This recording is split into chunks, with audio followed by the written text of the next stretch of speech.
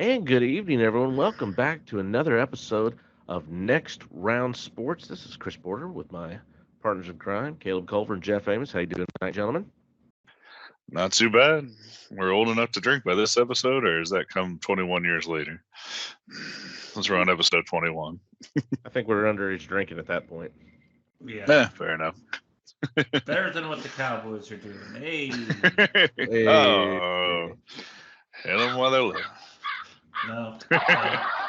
He's already dead, Jeff. He's already dead. But yeah, we do have an exciting show here for you tonight. We've got a lot of stuff to talk about. Mainly, we're going to be focusing in here on the NFL playoffs, and we'll be getting into that here right here off the bat.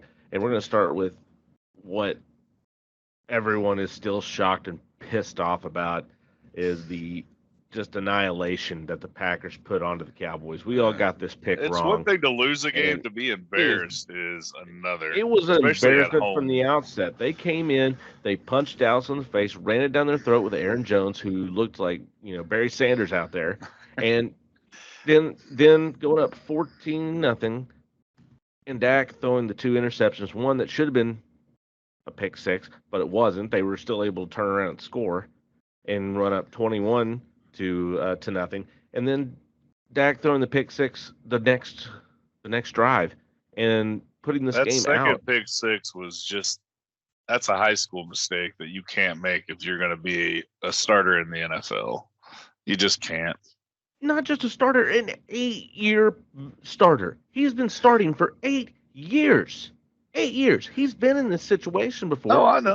Completely threw it away. That is absolutely absurd. And they were able to get a touchdown to Ferguson there at the very end of the half, but to go in 27-7, I looked around and go, this game's already over. It's done. Yeah. We've lost. Oh yeah. By Because the they halftime, had no you pretty momentum. much knew the writing was on the wall. And we'll get to every part of this right here. But what pisses me off even more than anything else is Dallas's defense could do nothing to stop Green Bay. Absolutely nothing. And this They goes did back to Jordan why Love did Dan whatever they Quinn wanted. is not a fucking head coach material. And we'll get into more depth in that here in a minute. Just there was nothing. Jordan Love looked like Brett Favre out there, or Aaron Rodgers in his prime. I mean, he was throwing off one leg. He was everyone. making some crazy throws, but those were to wide open receivers on broken coverage. And how you have broken coverage when you have 6 defensive backs on 48 of the 54 snaps is beyond me. Greg Olson made this comment when they made that first one there to Douglas, where he's wide open there in the middle of the zone. He goes, Yeah. Why is Dallas playing zone? They're normally a man-to-man team. And what happens? They played zone the entire game, and Green Bay continually torched that zone. They over tried to and negate over Jordan and over. Love, and meanwhile, Aaron Jones is running it up the gut Mhm. Well, at the reminds you same of, time on him. Reminds you It's of not- Super Bowl 51, maybe, with the Falcons and the Patriots. I don't know about that, but this is just Well, at this least was the Falcons just were up dumb. And this is why 28-3 it's at the on the half. coach. The coaches were fucking shit up. No, I'm saying though is the type of defense that Dan Quinn ran the second half of that Super Bowl to let The prevent everybody defense, back in. basically. Yes, Yeah. it was Yeah. the same Prevent thing. defense, which prevents you from winning. Correct. And, Yeah. and he is so stubborn, but we'll get into that. Well, that goes into the report of the Dallas Cowboys who came out of the fucking locker room and spoke to reporters anonymously too. I don't know what dipshit did that because there are hardly any Cowboys speaking to the media at all. Oh yeah, Yeah, this one I pretty guess was silent. Benton talking about schemes and how McCarthy and everybody just sticks to schemes no matter what, which has been a theme throughout this year. We talk about McCarthy's poor clock management is because he just sticks to the scheme. He doesn't know how to do anything but the script he wrote. He can't make adjustments. Neither can Quinn. Is a hell of a lot more guilty than. That's what I said. Neither can Quinn. Yeah, I mean this loss is on Quinn more than is McCarthy, but McCarthy still holds the blame because he's the ultimate guy that can say, "What are you doing, Quinn?" But he didn't do that. No, he didn't. And that's the thing is at halftime, Jimmy Johnson gave a more inspirational speech than I think anyone in that Cowboys locker room heard. And Oh yeah, they Jimmy, should have after turned on hearing that one that, and just pumped it in. they should have. Because after listening to Jimmy Johnson, I wanted to get out of my chair and run through a brick wall. Which I is was the ready to difference between go a to good war with speech him. and a bad speech. But yeah, Unfortunately, oh my those god, coaches. Unfortunately, those coaches now they're just few and far between. You have to be the player's friend now. That's what it is. bullshit. It's Yeah. that's how Mayo's gonna fail in fucking Patriotville. Well, Yeah, well- I'm saying that's the reality. I'm not saying it's right, but I'm just saying that's the reality of how the coaching profession works now. We've already seen it full force in the NBA, and it's happening in the NFL also. Yeah. Well, I mean, Well, anyway, like, as we're talking about coaches right there, word came out today that the Cowboys are keeping McCarthy yeah, in-house. He I'm will sorry. remain the head coach. You, and I you're I gonna wanted lose to, again. I wanted to spit in someone's face. Mainly Jerry Jones at that point. Yeah, I wanted to spit right in his face because everyone who's defending him, you've got the consistency. You've been 12 and 4. I mean, I the last felt three like seasons. actually, It I'm doesn't not matter. even a Cowboys fan, and I felt like Michael Irvin after that game. I don't know if you've seen his rant go off on Twitter. I did not see his rant yet. No. And he was up on his patio, was like, "Fucking clean the house, fuck them all, gutless, heartless." That's what I was like, yelling. I was yelling that Yeah. I had to cover up so many F-bombs because my kids were playing around me that it was ridiculous. Right. I've never had to catch myself so much because I was just pissed the entire game. Like that's It was this is the talent that you have that gets you to these 12 wins, and the coaching that just fucking kills you. I mean, everyone, like, I think Dak Prescott's like, don't find us next year. Oh, no, everyone is looking for the Cowboys next year in the playoffs because they've seen how it's going to be. They know they can beat you. All they got to do is come out, pop exactly. in the mouth, That's and what guess what? You're gonna curl over and you're gonna lay down and take it. Because that's what the defense did after when it became 27-0. The defense just laid down and took it at that point. What I'm curious about is, I think part of this is the play calling. Like I said, you got 6 D-backs. It's hard to get pressure on the QB when that's the case. But at the same time, where's Micah Parsons? He had the lowest pressure rate of his entire career in that playoff game. He did. He finally got a hold call there after how long? So he finally got that. Gave a clap to in the first half or second quarter. But that was the only time I remember his name being called because I key in on him when I watch him on defense. I watch him Parsons. and I want to see what he's going to do. Both just non-existent this game. They were non-existent. They completely took him out of the game. Your linebackers were so shit-tastic. I mean, they were not cutting any gaps or helping pass rush or stop that run by any means. There's even a play, I can't remember the player, unfortunately, I have to pull it back up the tape, where a player is watching the B gap, and for some reason, he just goes all the way outside the line, and then Aaron Jones takes that B gap straight in for the touchdown. And it's just like, where the fuck did you go? There's nobody behind you. That's obviously your gap assignment. And you could see that like 3 or 4 different times.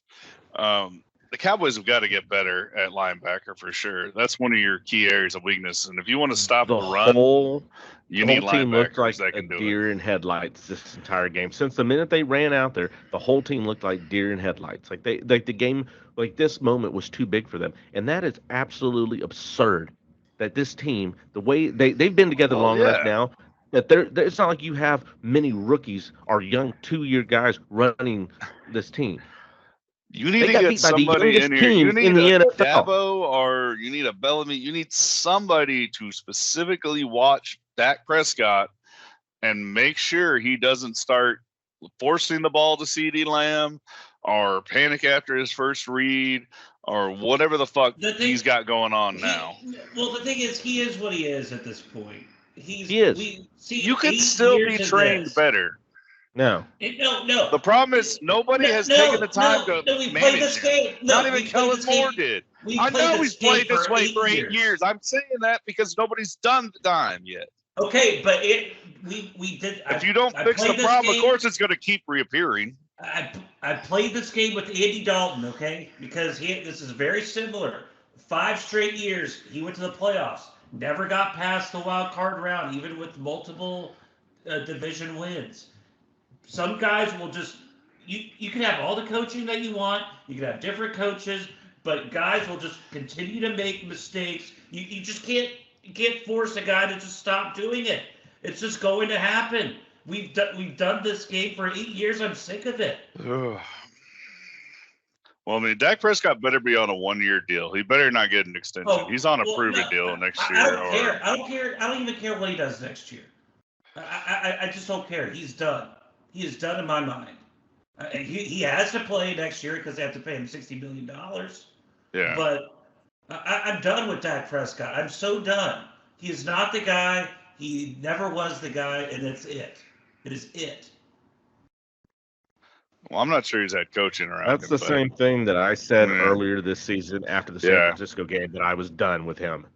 And I haven't worn his jersey since then. I'm actually probably just going to go ahead and throw it in the trash because I'm done with it. You might as well. I mean, Skip Bayless apparently has already done that too.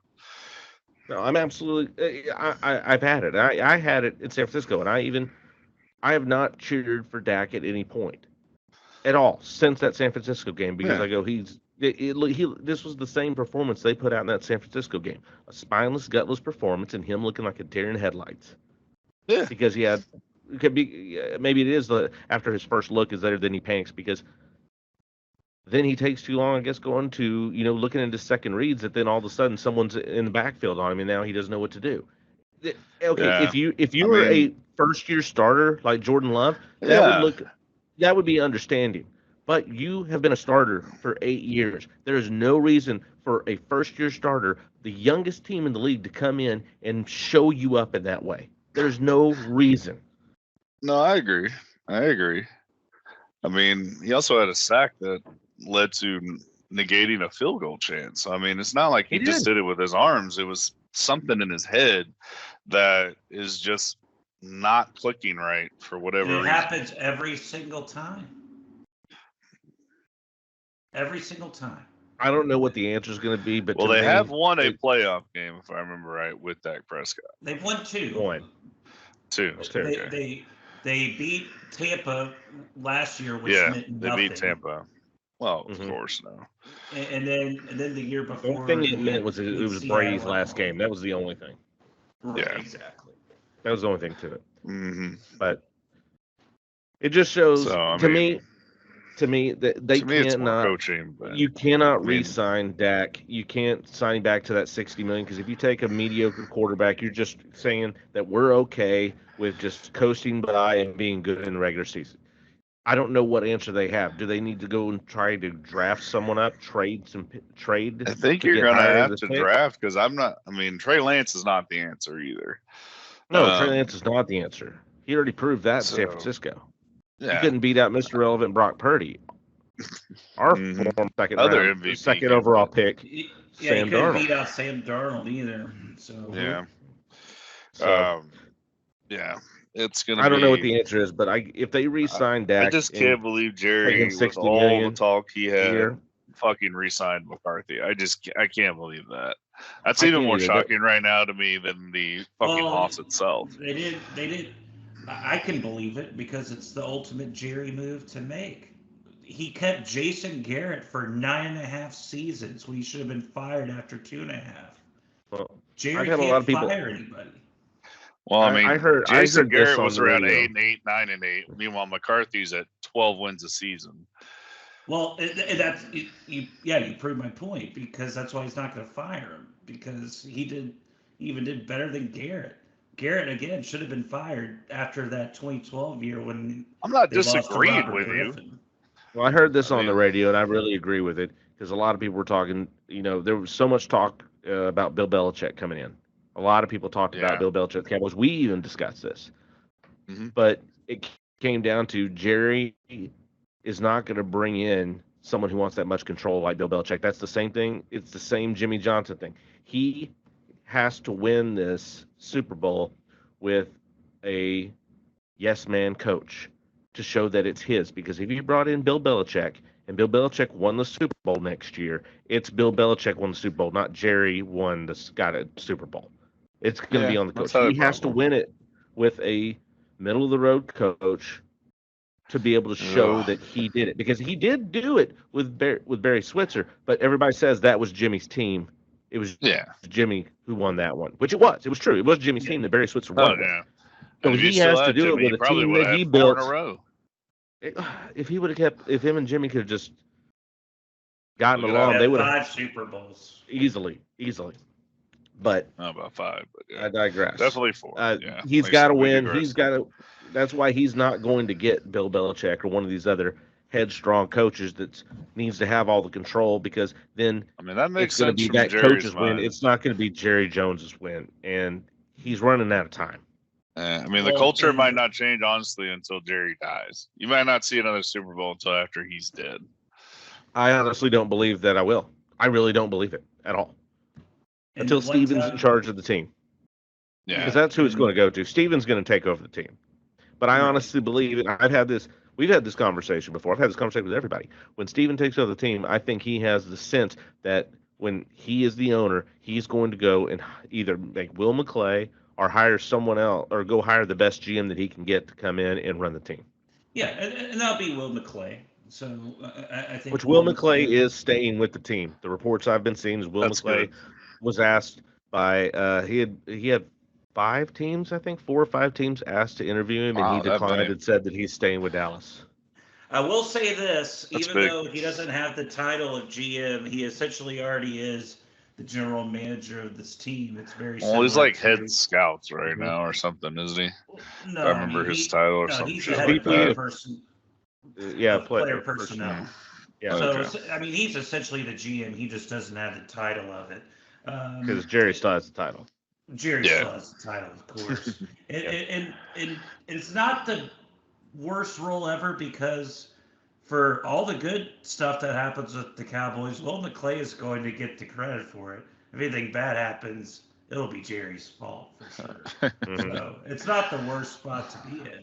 Oh, the coach. No, it's not bad, but when it comes down to the main decisions, you can't make them. Yeah, speaking of players, though, if you go down this route and say we have to get rid of these people, starting with Dak or whatever, you essentially go to rebuilding mode at that point, because there's nobody you can sign besides maybe a Kirk Cousins. Well, no, I'm not saying get rid of Dak this next year, because you're stuck with him. You're stuck. Yeah. I'm saying don't resign him and start making your plans now for the future. That you already reserved, that next year, whatever happens, happens. We're moving on. We're not resigning. Giving you the highest quarterback contract ever, because it's gone so much higher since he last signed and was the number 2 highest paid quarterback. No, we're giving you a year to basically, hey, go get your next contract. Play your ass off. And if you win the Super Bowl, guess what? That's fair enough. And that's the same for McCarthy. You play your butt off, and you'll guess what? Someone else will sign you, because we're not signing you back, and we're going to go find your replacement. And then you can start figuring out, okay, now you start working your draft board. Who do we have available? Who can we trade it for? Any of these guys? Is Penix, Michael Penix Jr., is he our guy? I'm just throwing that name out, not saying that I want him. I'm just saying, is anybody in this draft class coming out? Is this somebody that we think can be our next future quarterback? If you don't see anybody there, okay, who do we see that maybe we can work a trade with? Who's somebody we might be able to bring in? They need to make that decision. But that's the decision I would make, is you give him this year to basically sell himself to the rest of the NFL of what he can do, because there's always teams that need a quarterback. Everyone always needs a quarterback. Even when you have a quarterback, you're going to be needing a quarterback, because injuries could happen, something could happen. Yeah, and that's the thing. That's why you have a backup. We found that out with the Bengals. He'll be starting somewhere in 2025. Well, for sure. Whether, I don't think it's going to be Dallas, but he'll be starting somewhere. Hey, Aaron Rodgers will get hurt again. I'm sure he could go to the Jets. Yeah, it's true. He could be the Jets.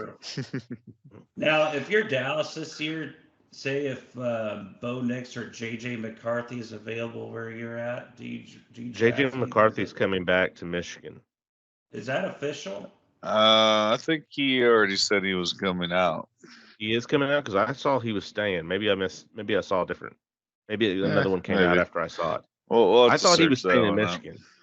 Let's see. No, he's coming out. Yeah, he's coming out. Okay, then I missed that. I saw the first report. Then he must have changed his mind. So, initially it looked like he might stay. Yeah, right. Because the Just a Michigan little fans were blurb all about happy, then they Michigan. got sad. I did see Honestly, I don't take blip either of those guys. that Harbaugh went to interview with Atlanta.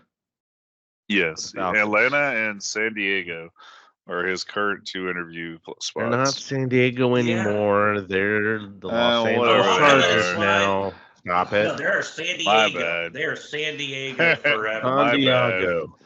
San Spanish Diego. for a whale's vagina. Yeah, whale's vagina will always be. They'll always be whale's vagina Chargers. Whale's vagina Chargers. That's right. Love you, Fair Jairus. But yeah.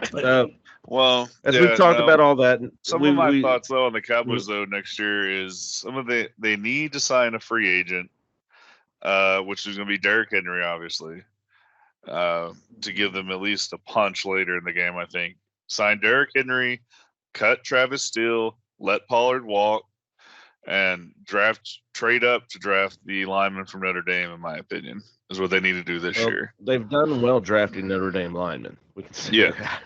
Yeah, I did see. I'm saying Alt, but he's going to take. I did see the list of free agents, and I forgot to write it down, so shame on me. But I know that. Let's see, Pollard is on that list. I would let him walk. Tony didn't do enough.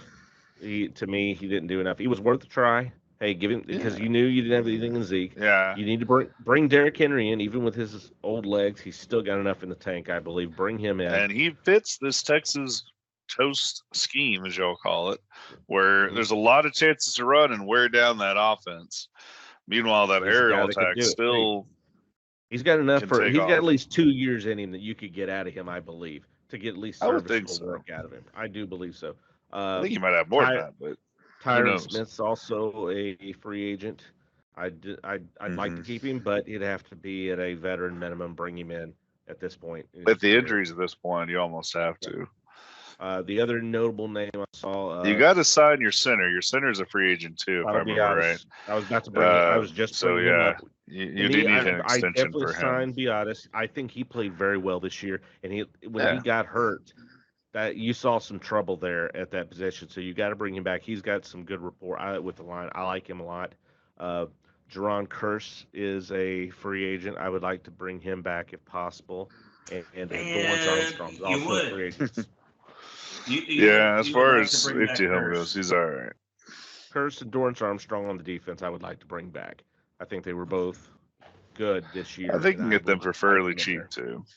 I think you could. I think of the seasons that they had. I still think they're very talented, and you could get them back. You wouldn't have to overpay to get them. I really don't believe. Right. I think you could easily get them back easily, especially as we're about to go off on Quinn. As much as if Quinn does happen to stay, I think you could keep some of those guys. But at the same time, what's funny too is another free agents that I've been seeing go to the Cowboys lately, and I'm gonna say his name wrong again, but the Ravens defensive tackle that I always call Marmaduke is being positioned to be at one of the big free agent signings by the Cowboys. Now I'm forgetting his name as I said it. Yeah, Madubuike. Thank you. Madubuike. I know. As soon as I went off on the old joke, I was like, crap, now I forgot his actual name again. But yes, he is supposedly going one of the guys the Cowboys are looking to re-signing, as well as possibly T. Higgins, from what I've heard. Oh. I can see that. Interesting. I can see that. But talking about Quinn, we talked about how terrible the defense looked, just how bad it really was. Dan Quinn does have interviews. He had 2 interviews today with the Carolina Panthers and Tennessee Titans for their head coaching vacancies. Tomorrow he's going to be in Washington for the Commanders, and then Friday he's going to be with the Wales Vagina Chargers. So 4 teams that I know of as of right now. And what was surprising to me is Seattle was not in the mix for Dan Quinn. Yeah. So I don't know if anything's changed. I think they've seen something. Last one. I mean, I don't know if anything's changed since I saw this report. This was just a couple days ago that I saw this. But he's got these teams. I don't see either of these teams being a threat to take him away. But at the same time, it comes down to the question is, I know I'm the Cowboys fan, you guys aren't, but if you Uh, were a Cowboy fan, I pose this question to you. Do you even want to keep him? Are you okay with him walking no, if he not with decides to go Mike to the Chargers? McCarthy coming back as the coach and his inability to change schemes and tell Dan Quinn, you got to stop that or we need to change things up. Dan Quinn's got to walk. Well, then who would you get to come Because in we and saw replace that him? many times. You might get your linebacker coach or your defensive line coach to come up if you want somebody in system. Now, this is a But question I'll pose to you because he was a former defense and it coordinator might for your also Ravens.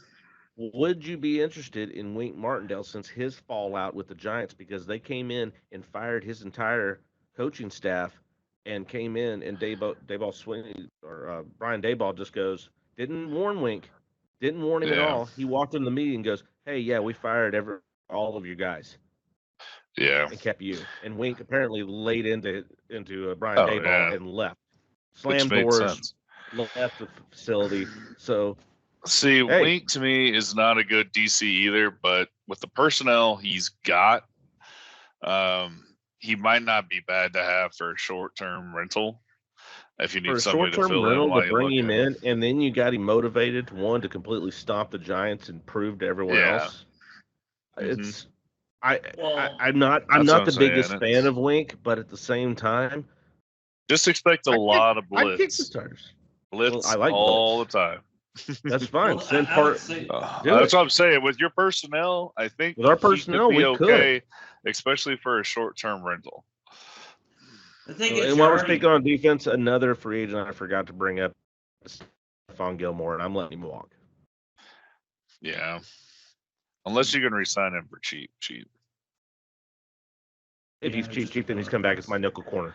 He's coming back as my nickel Well, corner. yeah, because I mean, He you've had got one good ideally game this year. Diggs and Bland for your Diggs and top Bland. two Even guys. Bland looked terrible But this year, but at the end, yeah, but he did set the return touchdown record and then just kind he of fell did. off the map. And then he fell off after that. He started drinking his own Uh, Kool-Aid. But sorry to yeah. jump away. That just But I popped in my head mean, when we were talking about that. the depth, having depth at QB is always needed. Just ask the Ravens. So if you can get Gilmore for cheap and even keep him as your nickel, what if Diggs goes down again with an ACL injury?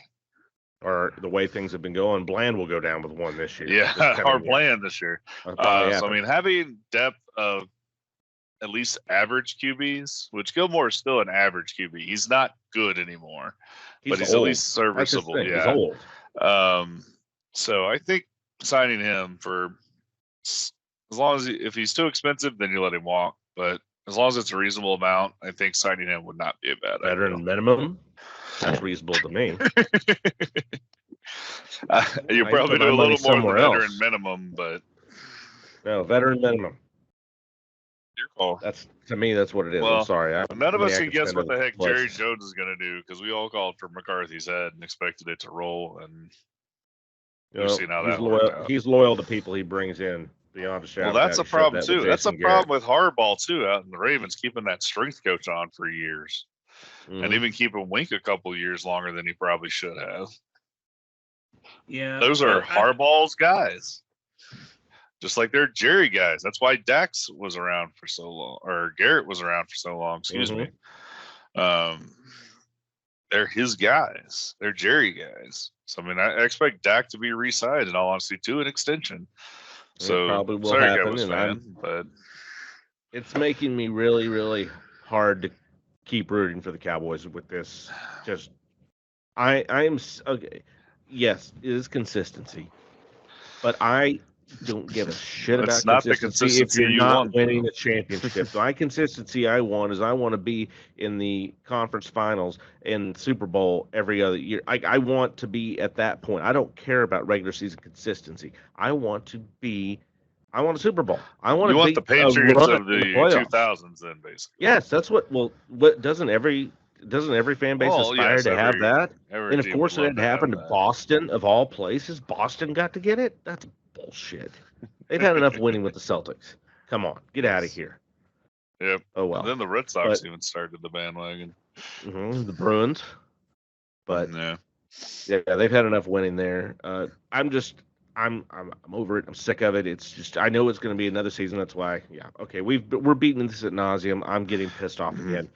It's time to take a quick break. We'll be back here in just a few moments. Go over the rest of the wild card playoff before we get into the coming week of playoff games and give you our picks. We'll be back here in just a few moments.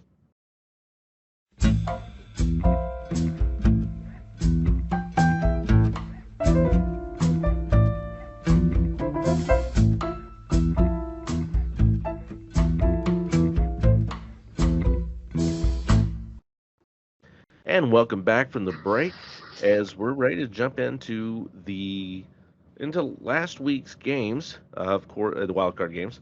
Of course, we need to first update our pick totals here from last week. So we'll go ahead and do that before we get going. Starting out here in last, he's going to get the first pick this week, as far as picking teams, is Caleb with 2. You got 0 right in the NFC and 2 right in the AFC, only missing the Cleveland-Houston game. So, way to go. Yay. And then let's go for the number 1 pick. I'll be going with the second pick. I have a total of 3. I was able to get 1 right, the Tampa Bay game right in the NFC, and got Kansas City and Buffalo right there. So I'll have 3 going into this next round, divisional round. Fair enough. And also with 3, Jeff, getting the Tampa Bay game right, but he did pick Miami over Kansas City, but he did get the Houston right. So, Jeff, you're also with 3 here through the wild card round. So that's where we stand right now, 2, 3, and 3. There's still a chance. It's not like the points double or anything, but there's still a chance. But let's no. That was not brought up beforehand. It's not Price is Right. No. Well, anyways, that's where we're at, and we'll go ahead and get into these games chronologically, how they happened, and we'll start right off the bat with the very first game. Oh, excuse me, pardon me.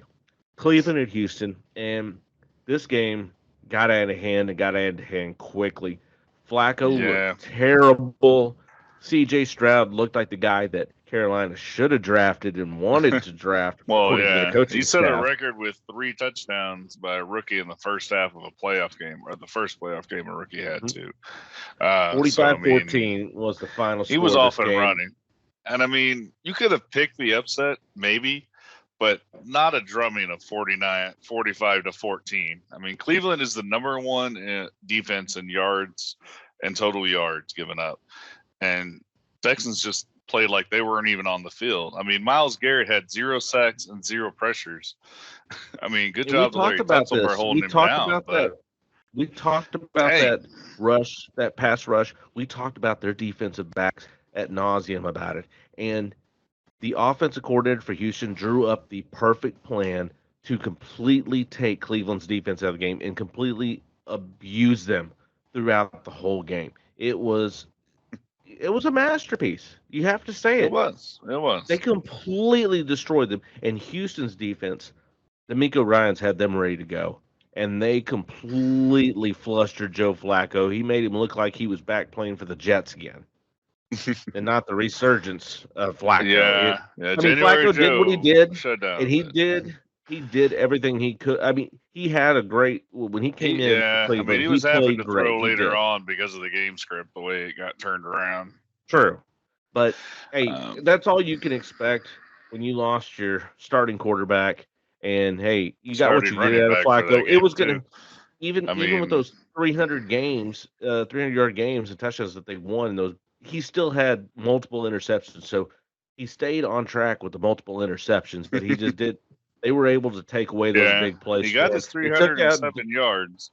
But yeah, they all came, as you said, at the end when the game dictated throwing. But he didn't hit David Njoku early in the game, which is what really he got a lot of touchdowns from David Njoku. Yeah, Njoku was on my fantasy team. Cleveland had to change this up a little bit from what they started the season with because this is a run-first team, especially with Chubb and Hunt over the years. And then when Chubb went down, they lost their identity really, and then Flacco helped them get it back offensively Jerome near the end of Ford the did season. play well for them in that position. He actually was He a nice did. surprise for them. But he's no Nick Chubb though. He's no Nick Chubb. And he proved that by getting 17 yards this game, I think. Yeah, this game he got Cleveland shut as down. a total got 56 total rushing yards. I mean, you can't have. That's not how. That's Cleveland total for felt. the entire game for 3 different runners. Now, one of those is Joe Flacco.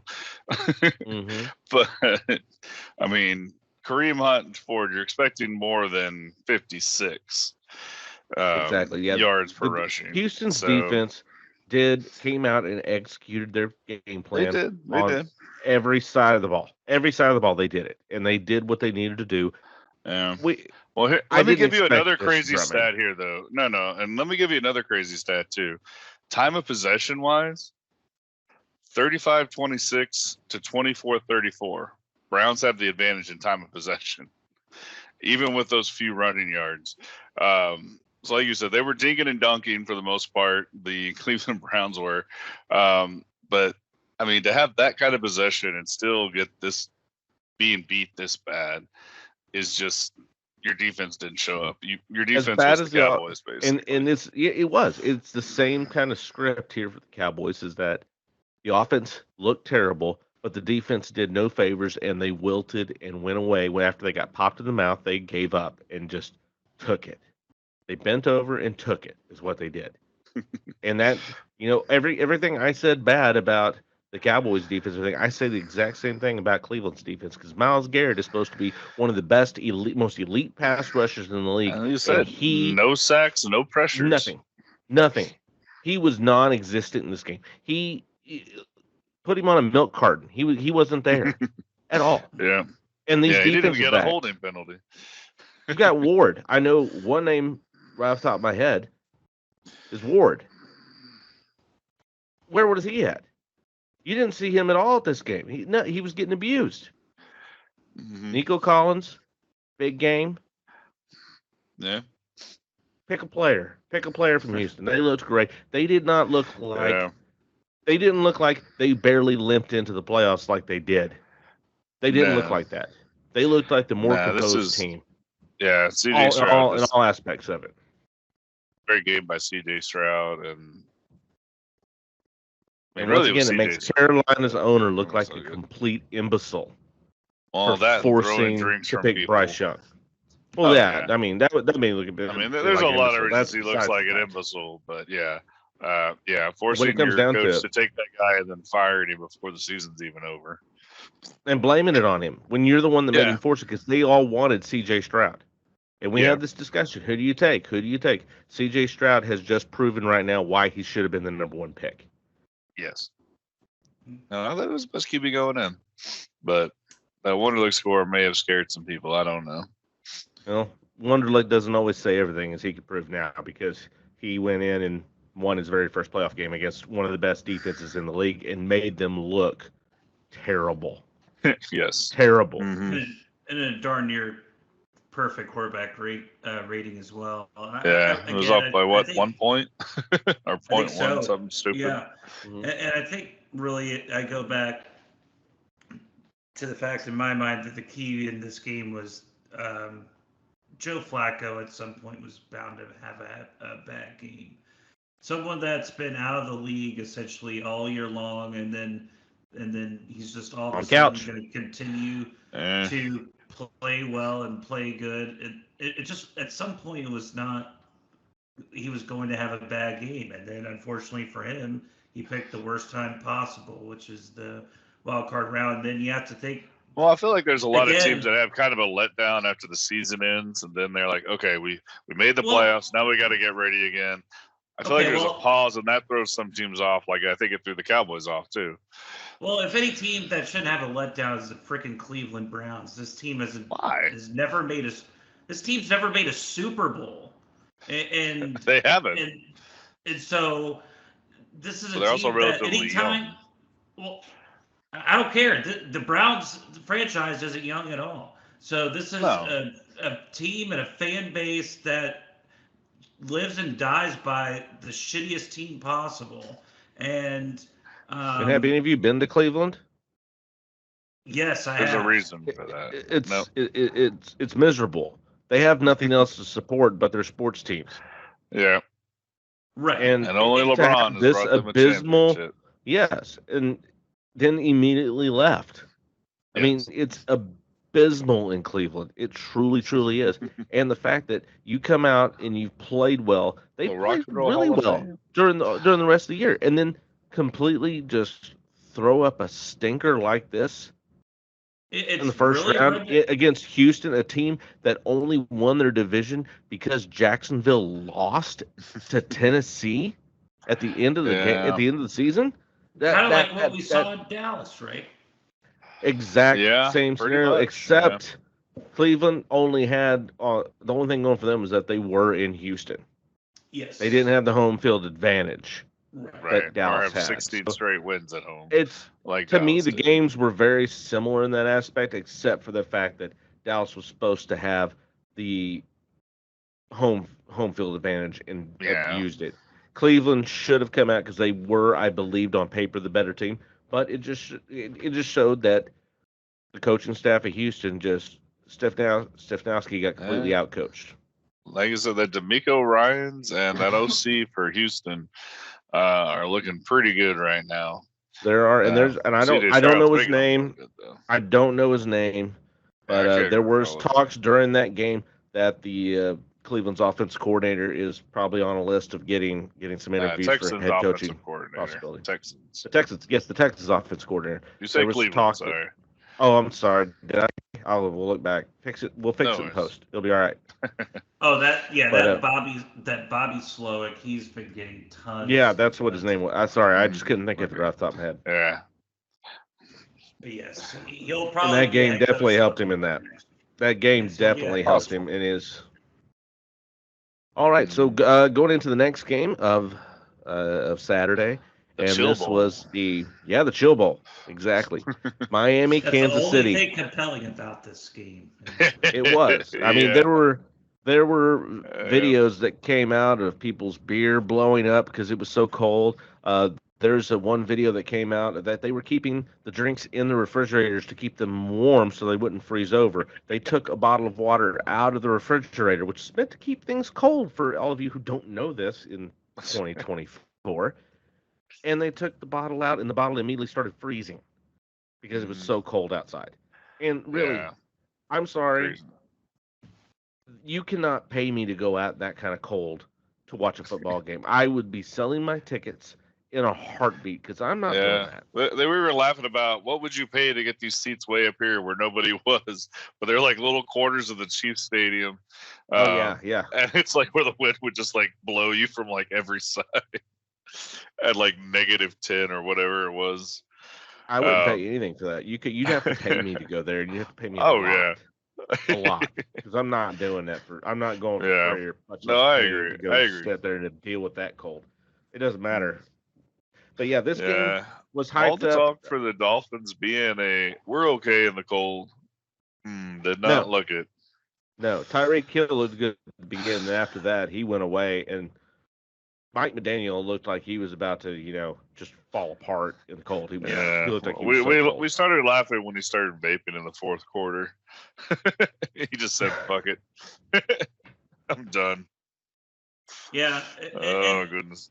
And I'll sort of take the lead on this one. I took Miami because I just thought Kansas City looked so poor coming in down the stretch, but then and they still look bad in that game at times. And that's the thing and then we'll talk about this when we talk about the games for next week. But Kansas City, in my mind, they should have beat Miami somewhere along the lines of 38 or 42-7. It should have been a bigger beat-out than what it was. Yeah, they let Miami. They controlled the game the entire time, pretty much. But yes, they controlled because it was only 17-10 at half, or it was only 16-7 at the half. 16-7 at the half. And only they only scored 10 more points after that. Yeah, and only 19-7 after the third, so they were technically in the game. Another thing that I got out of this too was the fact that I think Tua has reached his limit. I think Mike McDaniel has taken Tua to his highest level possible, and there's nothing more you can do with him. Miami needs a new quarterback. I don't know whether I don't think that's going to be in the form of They the can have draft Dak this year. Prescott. Yeah, sure. Get the I same mean, result. You would. I mean, if I think Miami would be a hell of a spot for Dak Prescott to go. I mean, I think Dak and Tyreek would be on a great wavelength there. So, Especially with but the true number 2 in Waddle as well.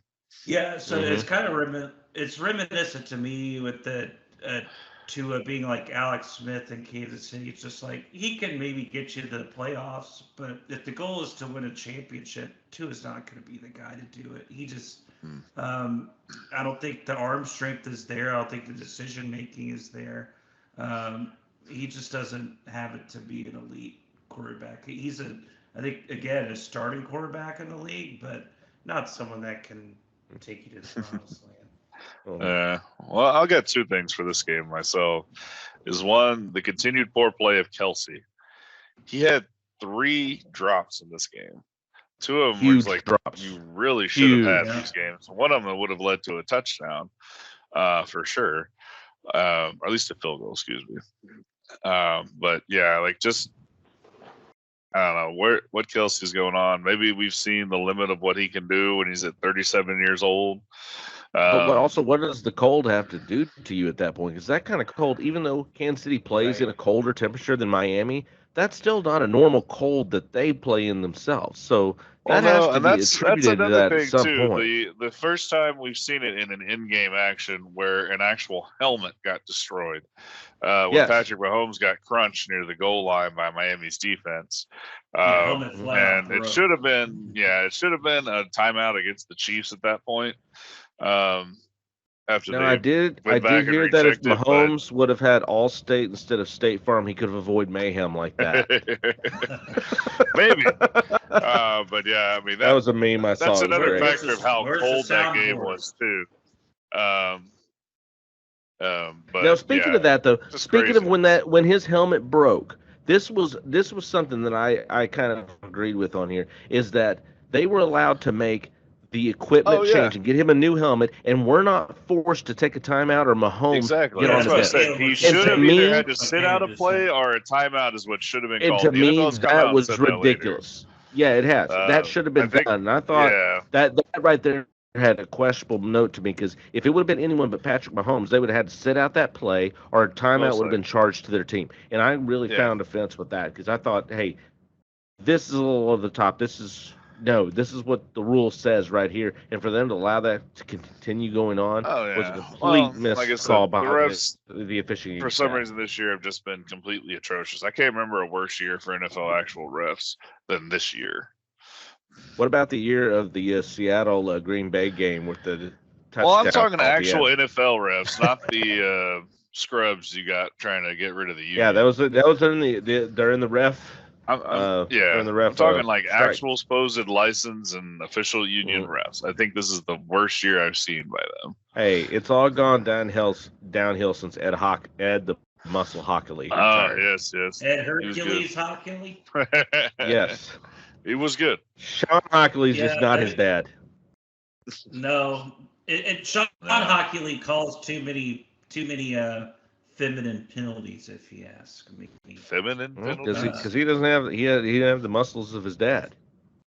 No, he is not. Like he throws it like that type of thing. He throws the flag like that, and then makes a call. Or what I'll do you say mean? Allegedly. meow. I'll say meow. Allegedly. penalties. Allegedly. Allegedly. Allegedly. There you go.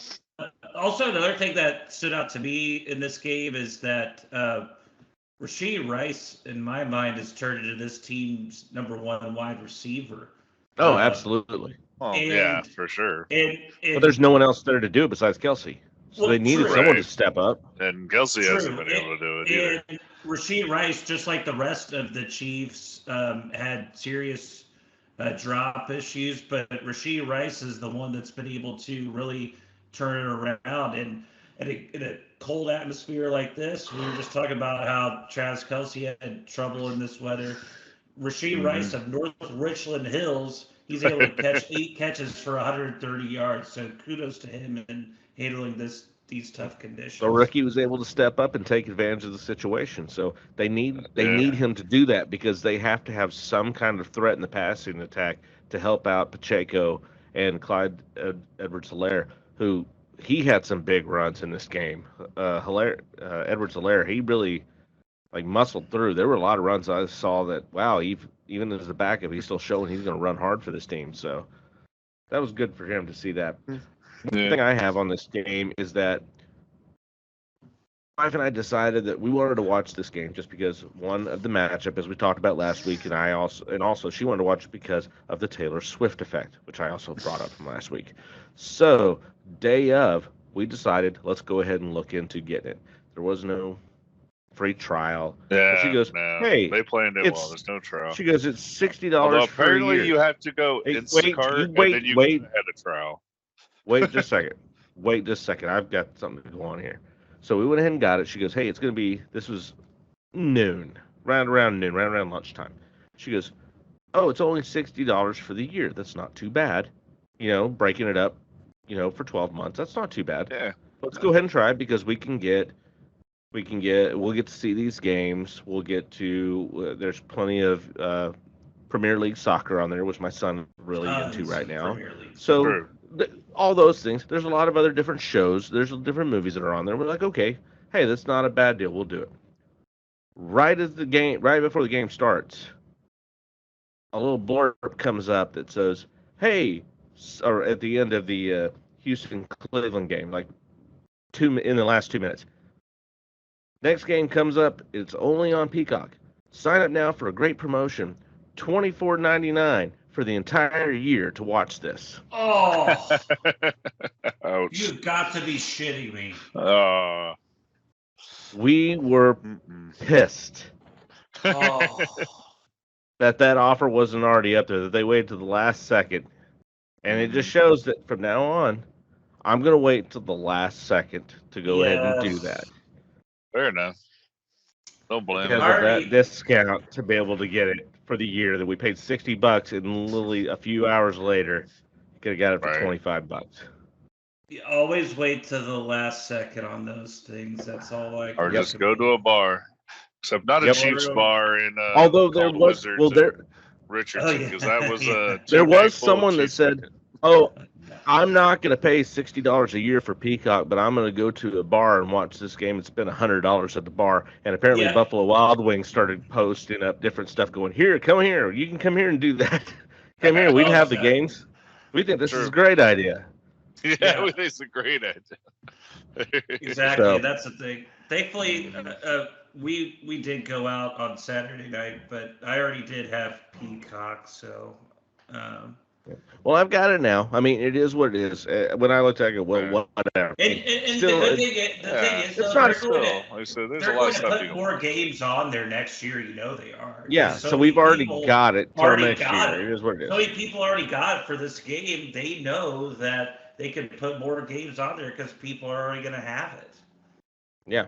So that's what's going to happen. They're just going to keep moving it over to the streaming services. So that's just part of it. I just wanted to bring up that point because I just was like, are you effing kidding me? We could have. Oh, that's definitely. Moral of the story: wait till the last second on these streaming sites too. If you're looking at getting one, wait till the last second, unless you already have it. Then you're all right. The next game, because we're already talked about, the Cowgirls. The one that shall not be mentioned. Exactly. And because Pittsburgh Buffalo got moved to Monday due to the excessive snow in Buffalo, we'll talk about that. Apparently, they didn't have enough people there to shovel the snow out. They did. Paid them $20 an hour. There were people they had free lunch. It was awesome. They interviewed people who were tailgating. Buffalo and do it. Well, they interviewed people at the Buffalo tailgate. Those can't pay me enough to go there and shovel snow. I'm here to watch a game. And they just were flat out refused. Like, I'm not doing it. You can't pay me. I'm not doing it for $20 an hour. They need to bring it up to $30. I would have done it for like the life experience. Maybe. Yeah, exactly. Then again, but then again, I don't. They still didn't get all the snow out of the seats. They still didn't get it all out. Yeah. So we'll talk about that. We'll talk about it in a bit. Sunday night's game. was probably the best game, which Yeah. unfortunately, I'm gonna have to let you guys take the run on this because I was burnt out after the Cowgirls mess up. I was burnt out. I didn't watch the game. I was just football burnout. I checked the final score at the end at like 11 o'clock, but I just was burnt out. Yeah. But Detroit able to win 24-23 and cooking there at Yeah. I Detroit. mean, Dan Campbell. congrats to Detroit. I mean, hats off to them. I mean, you got great storylines all around. Detroit in their first playoff game at home since 1993.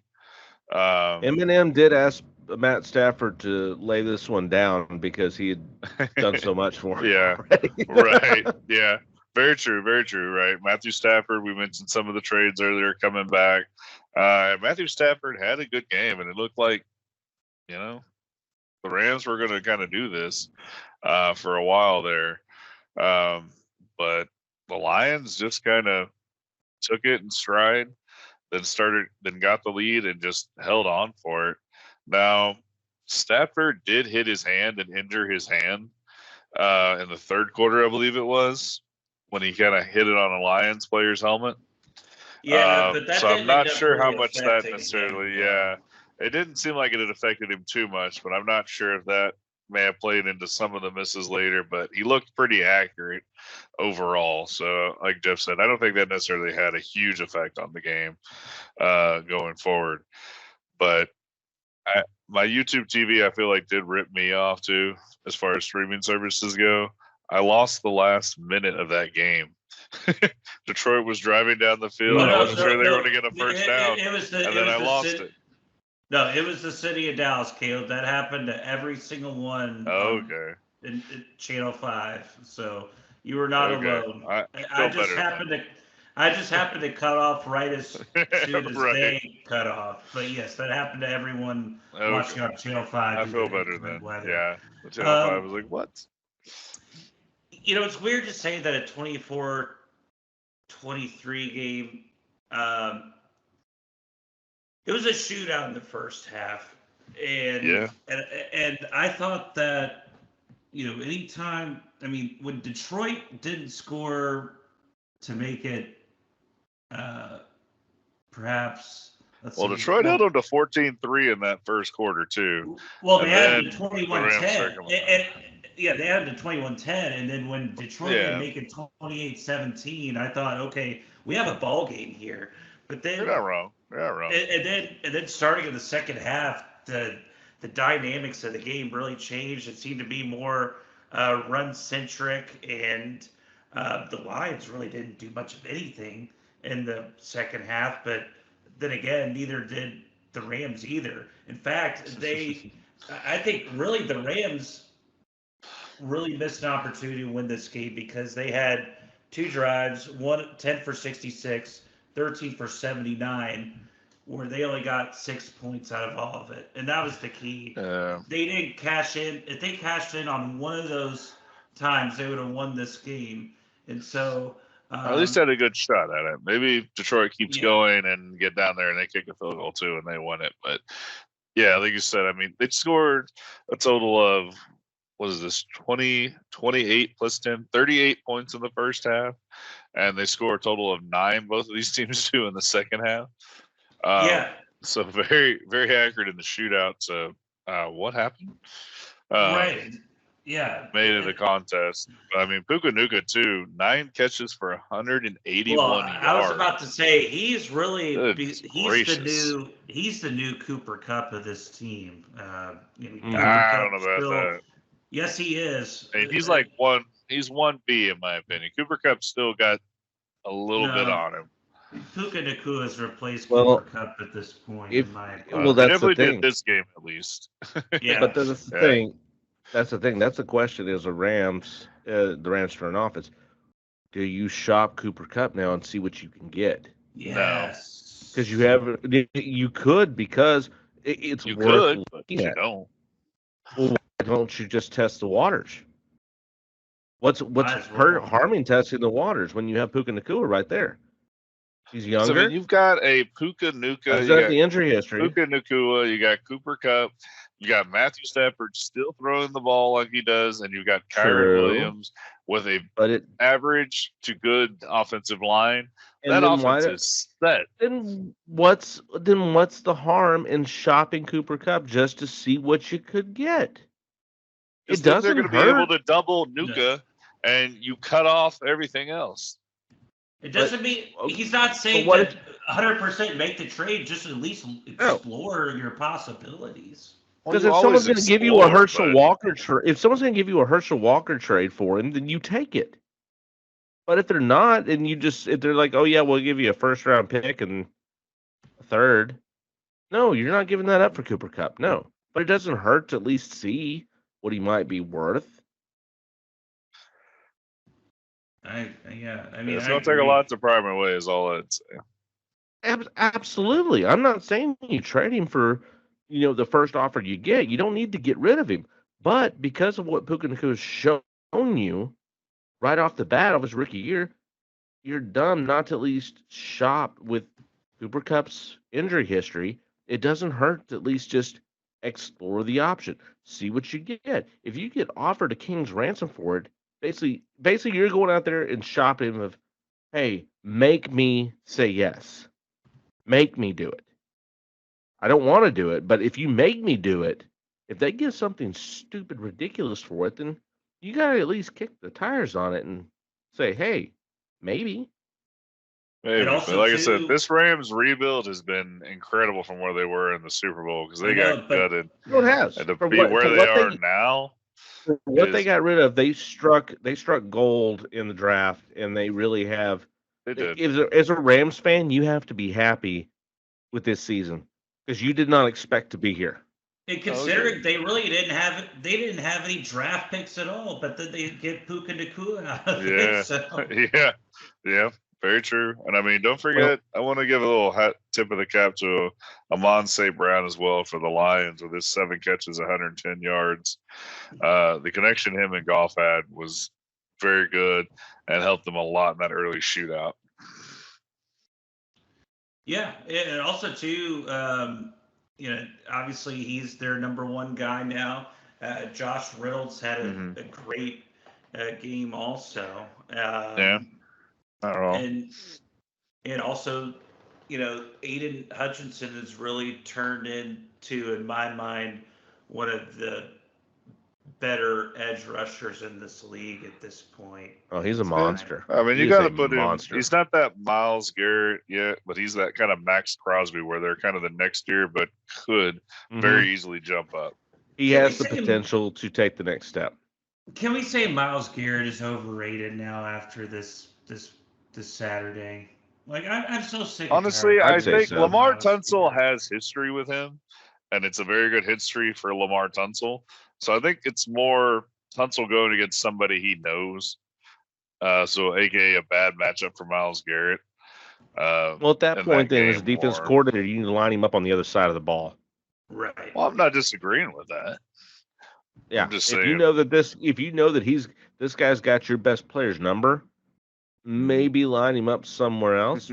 just saying, just some ideas, kind of an idea, just kind of kicking the ball around, kicking right a little bit. Yeah, kick the tires. Yep. So now we'll go ahead and move over into the game that got moved because of the snow. Snowmageddon. Buffalo and Pittsburgh. Buffalo winning that game 31-17. Pittsburgh looked a little close early, but Buffalo was able to just pull it out as we all thought they would.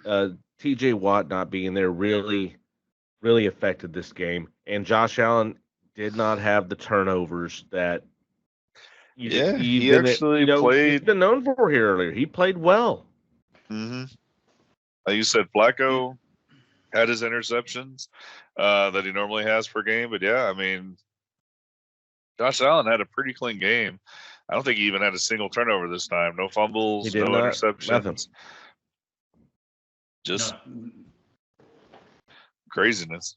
I mean, he didn't have as many yards as he normally has either, with only 203, where he's normally averaging like 300, 350 yards a game. But that's because James Cook, that man, kind of took over a little bit, I feel like. He had let's see here, 18 rushes for 79 yards. So with him, that's what you and need then from James you had Cook. another. That's what you need from him. Well, let me also mention this too. Josh Allen being able to bounce off that tackle for the 50-yard run touchdown that he made too, and having 74 total rushing yards as well as his 200 passing yards. It doesn't hurt. No, looks that like doesn't Lamar hurt. Jackson at that point. Yeah. Although he's a little more Ben Roethlisberger. He's just big. Oh, I've I've made that comparison. Everyone's made that comparison. He's just so big. He's hard to take down. And he definitely does look like a young Ben Roethlisberger in that aspect. That, and the crazy thing, too, is the tight ends out of everybody on Buffalo's offense showed up. Kincaid and Knox, actually, looked good. It's like they had a touchdown. I mean, they got the first two touchdowns. Yeah. And it's just like, no Diggs. We're going these guys. Stefan Diggs has been eerily missing here in the last few games. And there was a concussion scare with him for a second in this game, but he came back fairly quickly after that. One thing, though, helping, though, is the threat of him is what is keeping teams honest on him. I think he's being covered more, and other guys are stepping up for Buffalo and helping, taking advantage of the open opportunities. Now, we talked about Derrick Henry potentially going to the Cowboys. To me, Buffalo's the one team that might be able to take him away from the Cowboys. So when the Cowboys didn't go after him, I really thought Buffalo was going to, make the push and take him. Yeah. I really did think Buffalo was going to go get Derrick Henry to bring him in. But about James Cook has been – well, that's the thing. At that point, before the trade deadline, James Cook had done nada, zilch, nothing up to that point. He really hadn't done anything up to that point until the Cowboys game, and that's when it lit a fire under his ass, and he actually started running the ball better. But before the Cowboys game, James Cook had done nothing. Absolutely. I mean, he averages about 50 yards a game. That's not. Like I said, the Cowboys game, he had 179. Pedestrian as running back. Well, yeah. He did have 1,000 total yards this year. So, I mean, props to him on that. But like I said, he's usually been an average running back at best. He hasn't been the best of the Cook brothers up to this year. He has not.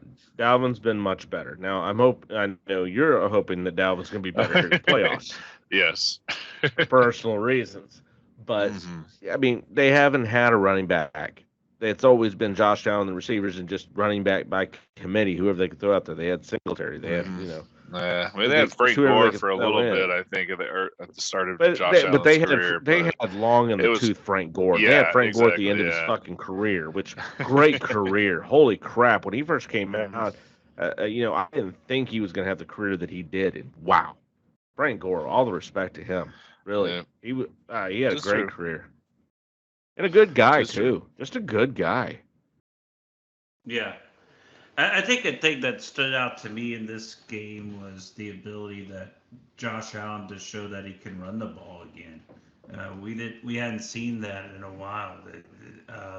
It had just been him throwing the ball or handing off to James Cook, but then I feel like we haven't seen the long runs. We've seen him kind of scramble for first downs and then get out of bounds. Well, I mean, every quarterback scrambles for first downs. Well, yeah. Well, I mean, I'm talking the full 10 yards, not just. Well, we've seen him do the Roethlisberger thing. We haven't seen him go out and break. When did you see Roethlisberger ever go out and take a break one tackle run for 50 yards? You never saw that. No. You just seen him do Roethlisberger. You haven't seen him go out and do that kind of thing. So putting that extra effort, we've said earlier in the year that the Bills were playing mean. They were pissed. They were playing pissed, and they had to play pissed to get in the playoffs. But they were 4-6. I feel like at one point this season. With all the talk every of them game became a playoff. Yeah, they were the Super Bowl favorites, and they came out and they stunk, and then they had to play mean and pissed off, and they ended up getting the number 2 seed. And they came out and showed why. Now, was it an injured Pittsburgh team? Yes, it was. Because even though Kenny Pickett was available, he was a healthy scratch. Yeah. But he rode the hot hand. Mason Rudolph had been playing well for him at that point. Hey, you take As No, with I Bill don't. Belichick getting fired, Yeah. you know, Tomlin is now the longest tenured quarterback or coach in the The league. head coach, yeah. So Followed there's a by reason Harbaugh. why. Hey, if you guys been with coaching for 17 years with the same team, he knows his team. So he Yeah. went with the hot I hand. You don't. can't fault. I don't fault him Oh for it. yeah, no. Oh no, I would have started Rudolph too. There's nothing to indicate They should have why started. Kenny They Pickett should have started Rudolph started. earlier. But we've said that before. Trubisky's trash. Yeah. Yeah. And so is Trash. Pickett. Trash. Apparently, Pickett lives in Cranberry. Well, he's a Pittsburgh boy. Say hi. Yeah, he is a Pittsburgh boy, but he apparently lives in the town I live in. Well, go say hi to him. I'd have to. I found that out from at my son Wyatt's baseball training on Monday, where I met one of the kids in the class. His dad was there, and we were watching the Steelers Buffalo game, and he's a police officer in the area, and he told me about how Pickett's in the area, lives in the area. So Troy Polamalu nice. still lives over here too. So Are they nice guys? well, apparently no, they're horrible people. Joe. Well, he just knew Pickett Most lived there athletes because there was a noise complaint, and Pickett is not at his house, but at a house there, and apparently the development, supervisor said, oh, yeah, that's Kenny Pickett's house, but he's been renting it out to us as a show home for like $15,000 a month. Oh my God. So apparently he's planning on leaving. What seems like. I mean, we'll see how it goes next year for him. Yeah. If there is one. The only other thing I could say about this game was with all the snow getting put out, it was cool whenever Buffalo did something that all the fans were doing the LeBron James throwing snow in the air. That was actually cool to see throughout the stands through that celebration. Oh, yes. Although, as you said, Caleb, you brought this up, and we were talking about this, off air, about one of the Bills fans throwing a snowball into the game. Yeah, kind of had a Steelers player in the end zone. I was like, man, that could very well be interference if the refs feel like it. It's not going to be good for the Bills at that point. But luckily, the snowball went nowhere near anybody. It was just in the general direction. I think throwing the snowball was a great thing. I wish it hit him square in the helmet and he fell down. I mean, I'm not opposed to it as a Ravens fan, but the thing is, though, at least the Bills Mafia, they're not putting batteries in the snowballs like Philly fans did when they threw them at the Cowboys. Exactly. Yeah, and they did some other crazy stuff recently Big difference. Yeah, snowball is harmless. What Philadelphia is doing is straight out criminal. Yeah. Here's a battery. But we'll talk more about Philadelphia now as we go ahead and move on over to the Philadelphia-Tampa Bay game. And once again, they are who we thought they were. Yeah. Tampa Bay blowing out Philly 32-9. Yeah. I mean, Baker Mayfield got 3 touchdowns in this game. So, I mean, they made Baker Mayfield how look does like Tom Cleveland Brady. feel now that Baker Mayfield is leading the Buccaneers farther in the playoffs than the Cleveland Browns are going? How does Cleveland feel about that?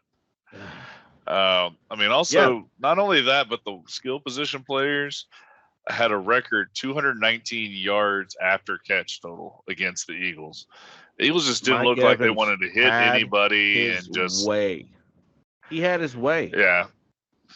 And he's and that's the thing. That's the thing that Tampa wanted from their receivers, from their specialty players is, hey, everyone's saying that Tom Brady made you who you are. Can you go out and prove it? That you are as good as you are. And they did. Today I was watching, it was on First Take, I believe. They were showing the stats compared to last year with Tom Brady throwing the ball and this year with Baker Mayfield. Now, they added in the playoffs. I think that's because Baker Mayfield had a good game. Where Tom Brady, I think, had 200 yards. Baker Mayfield has 300 to make the yard totals a little closer. But, I mean, overall, the touchdown-interception ratio, Baker Mayfield had Tom Brady beat. The completion percentage was like 1% off from Tom Brady's. So I mean, Baker Mayfield's had a heck of a year for Tampa Bay. I mean, he's had some good. I mean, Mike Evans is a great weapon to have. Just period. Oh yeah, and don't forget about Godwin too. Yeah, Godwin. Yeah, so don't forget about him. Godwin's been healthy this year. That's the thing. He was healthy all year. He wasn't healthy the year before. And I mean, Rashid White had 72 yards too. So I mean, whatever the Buccaneers wanted to do on offense, they could do. So the Eagles just didn't seem like they wanted to be there.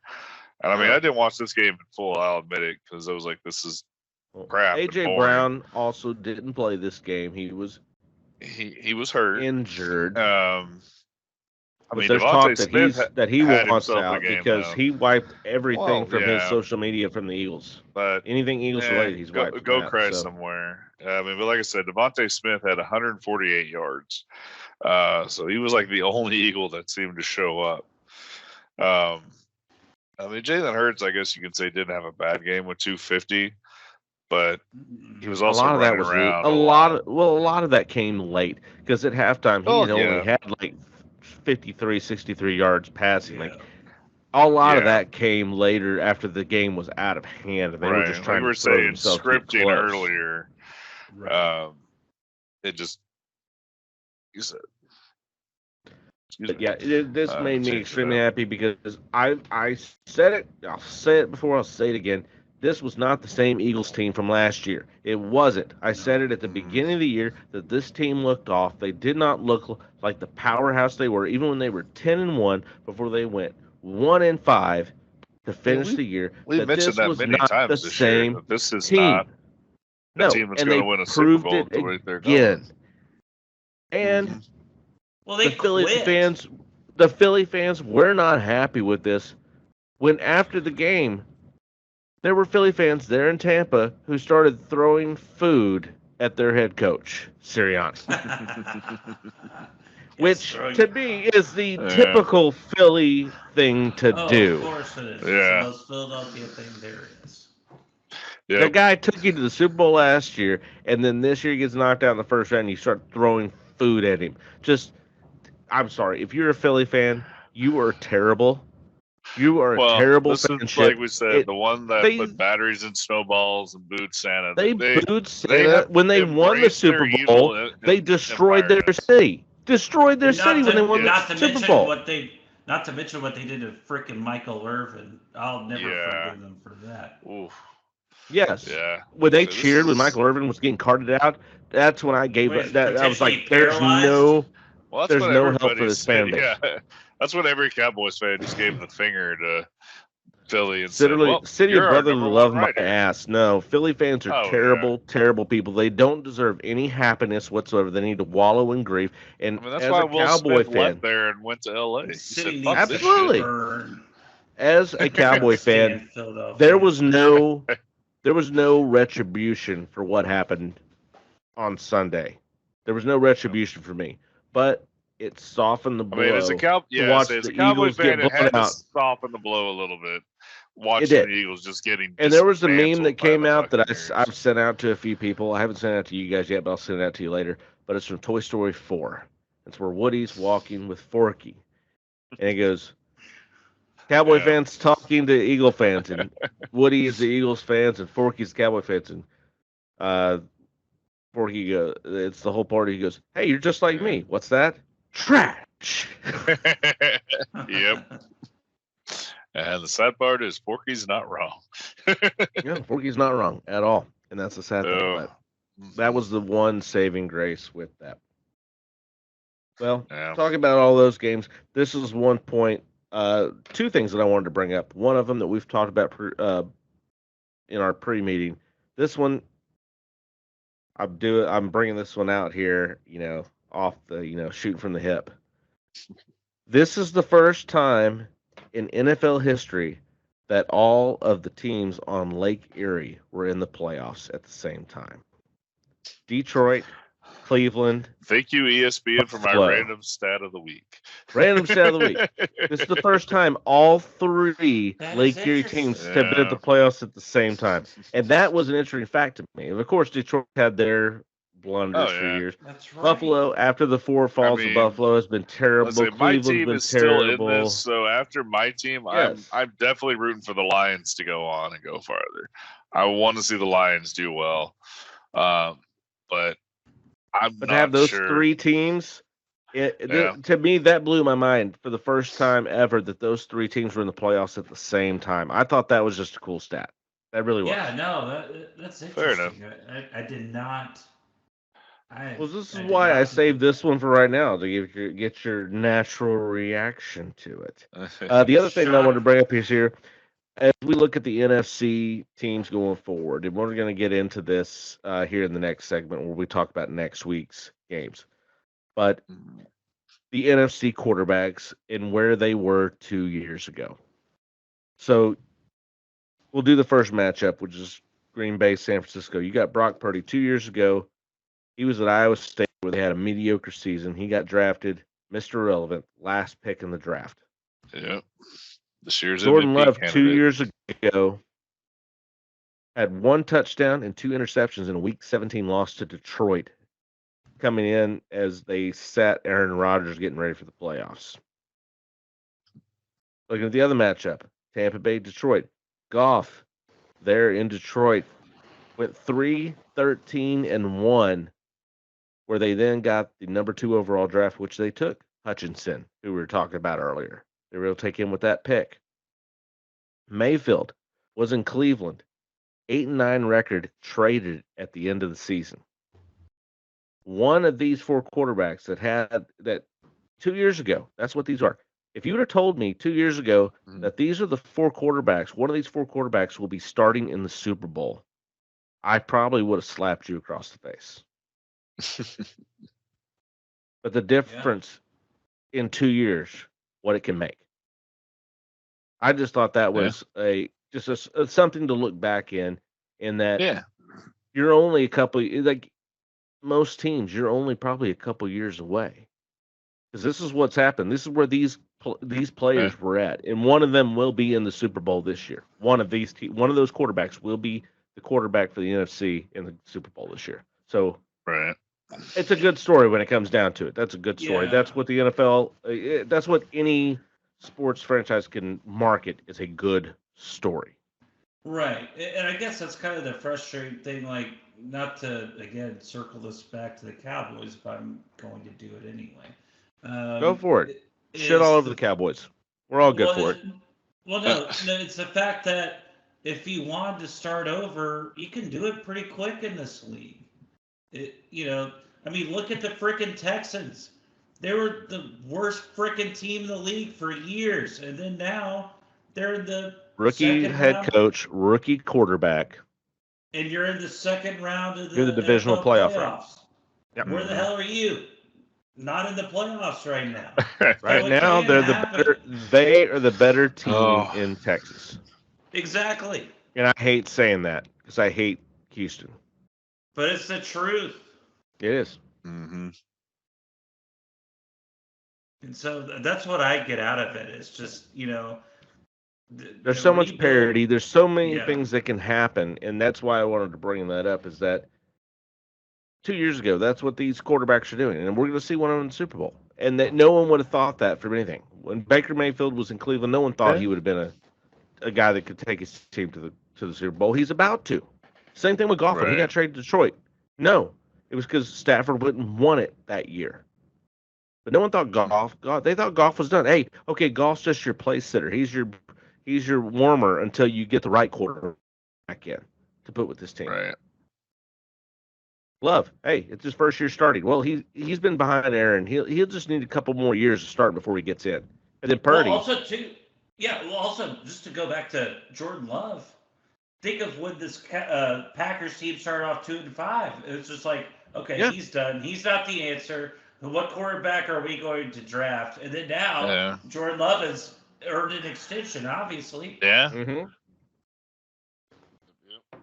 They did. When it was 2-5, everybody was talking about, hey, Okay, well, where are you going to fall in the? You can maybe quarterbacks coming out. Reckon you maybe get one of these guys. Can you get Bo Nix? Can you do that? Is he going to be your answer right there? No. He completely turned it around, and actually from that point, he had Well, one of they the were best probably QBR thinking Caleb ratings. Williams or Michael Penix at that point of the season. Hoping for that. Yeah. But now it looks like they have the QB of the future, and they're a young team. So they are the youngest team in the league Youngest, and the fourth yeah. youngest team to make a playoff appearance. yeah. I know that because it was ingrained in my head from watching the game and it being repeated over and over again as I Right. watched them Like, spank my Cowboys. Yeah, by Kevin Burkhardt for like 60. Which I have to say, what realm has Kevin Burkhardt gotten this job? Because he has no idea what he's talking about. Multiple times during the game, he was making calls that I'm going, what the hell are you doing? And my wife looks over at me and goes, look, I know you know more than football than I do. I know a lot, but I could tell you better than what he's doing. Who is that guy? Is that Romo?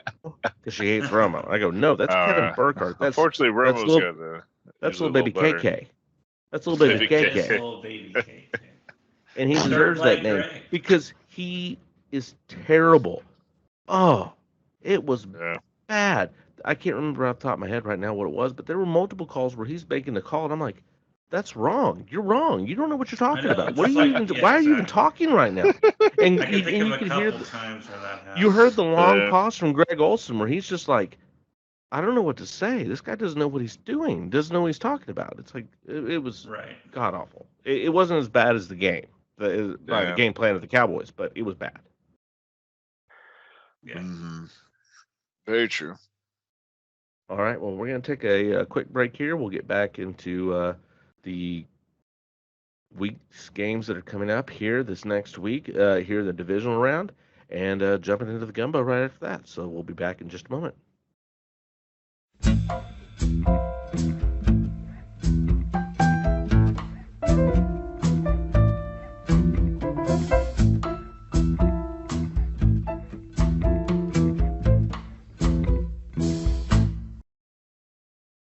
And welcome back from the break. Hey, we just got into the wild card matchup. You know what? Now it's time to get into the divisional round. What's really mattering now? Because who cares? Hey, we're done talking about the Cowboys sucking. They suck. They're gone. We're done. Yep. Philadelphia Eagles are gone. The Eagles are gone now. Mm-hmm.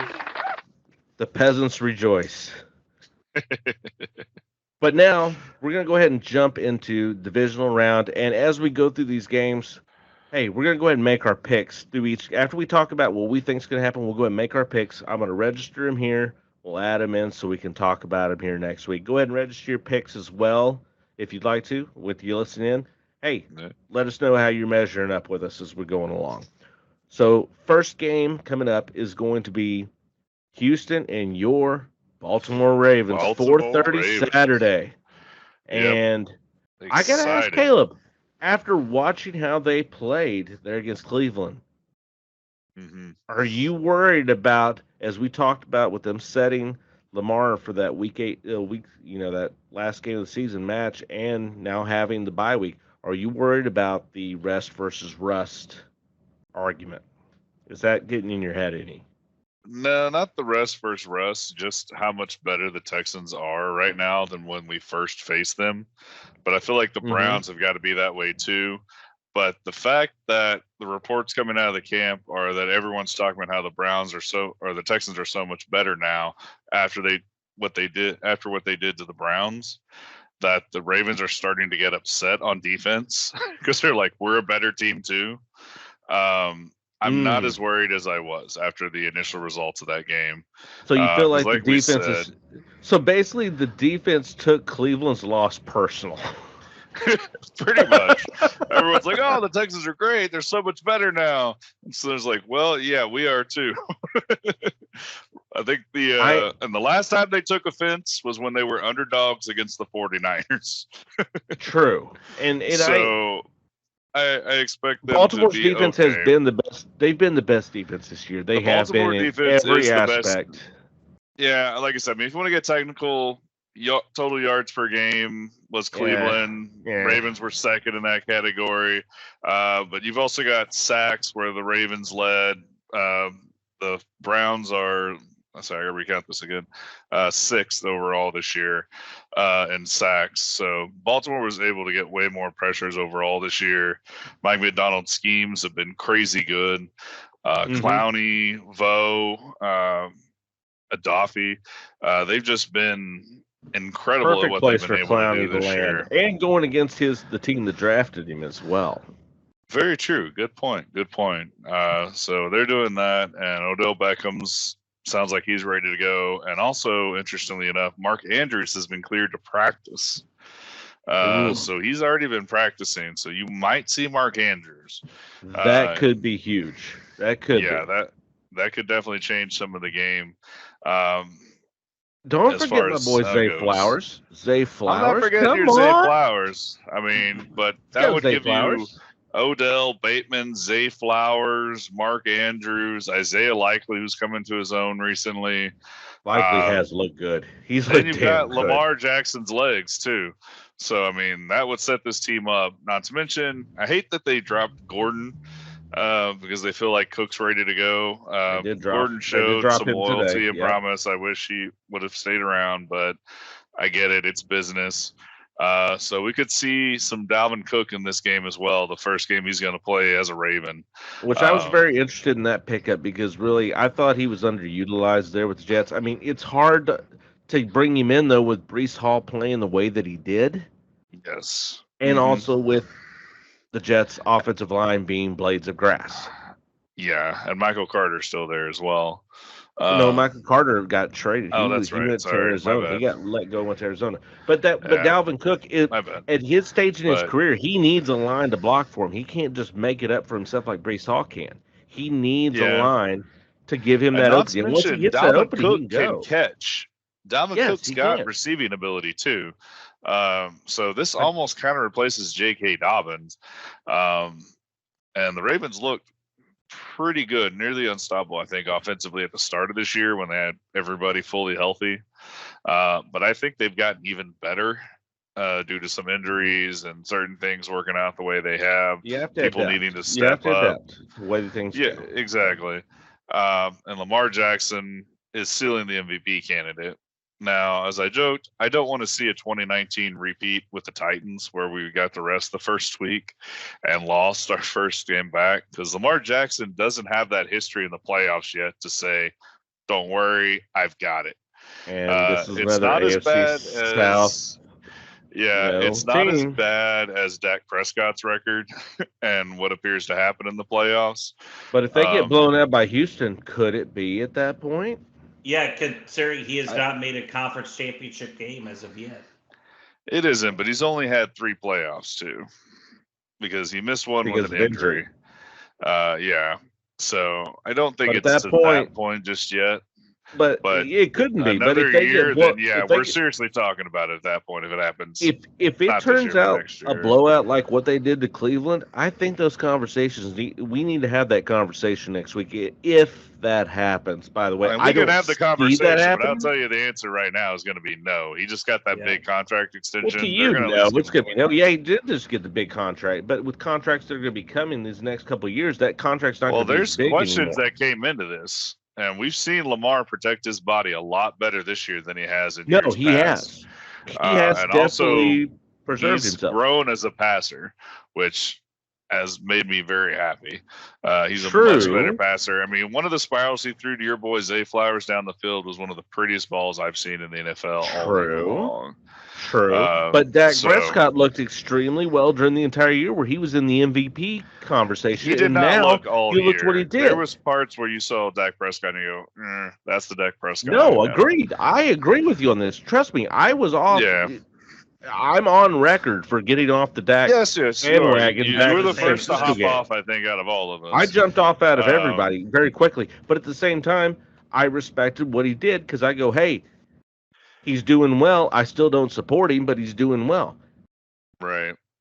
Now, at that same point, if he gets blown out by Houston, we have to have that conversation, especially Well, you're if going he to has have a it, but bad game. if he gets blown out by Houston, it's obviously going to be more than just Lamar Jackson at that point, I unless he agree. throws 2 or 3 picks like Dak Prescott did. I agree, and that's what 'Cause I'm then the saying. defense didn't show That's up. why I said if he has a bad game, if it's his Well, fault, if he's throwing, yes. okay, I if the mean, your first defense preposition was just gets if they get blown abused, out. Now, if it's a bad game, when is it? When you well, want to have no, that discussion? I'm having that discussion right now. If they lose, I know. We're he's talking blown about it out. before it even happens. Let's wait Yeah, and see but what happens before we okay, have we that will wait and see discussion. what happens. I'm just going Because hypothetically because if Baltimore is okay, going to win this game, it's not going to be a blowout, but I can see it by 7 points.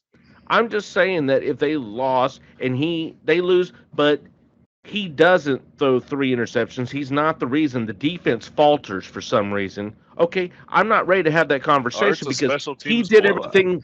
He did everything he needed to. Well, that's what I'm But saying. if There's he so much throws, hypotheticals. yeah, Why there is it doesn't hypotheticals. matter at this point. Because that's what talk radio I mean, does. if you We want to bring up have hypotheticals. We bring up hypotheticals. we'll have the That's what we do. discussion. And we I will mean, have we'll the have that discussion. discussion if it happens.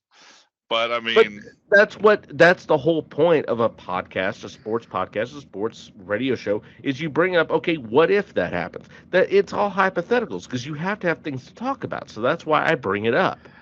we Don't have the sit here and games to knock talk me for about. bringing it up. I have to bring That's it what up. we have Everybody's the going to bring it games up. for. The games are here to talk about.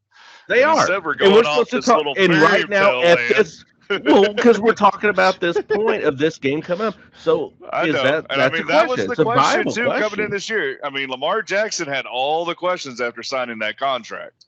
He They're did. like, what is Lamar going to do? Can he stay healthy?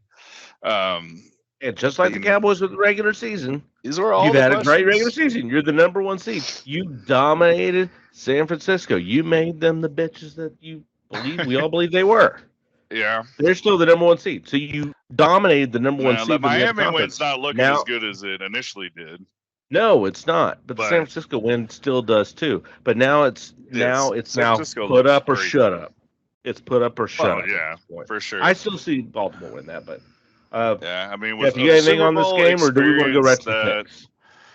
that Harbaugh has, then, like I said, I'm feeling okay. Let's go to the picks. All right, we're going to the picks. So, Caleb, you're up first. We already know who Yeah. you're picking. You're picking Baltimore. Yeah, I I'm got not the even going Ravens. to Like I ask said, you. it's not going to be necessarily a blowout, but I can see it by at least 7 for the Ravens. I'm also picking Baltimore in this game. Houston, Houston could probably. I think Houston would come out quick early, but Baltimore's defense is just too good. I think they're gonna put more pressure in. I don't think they're gonna.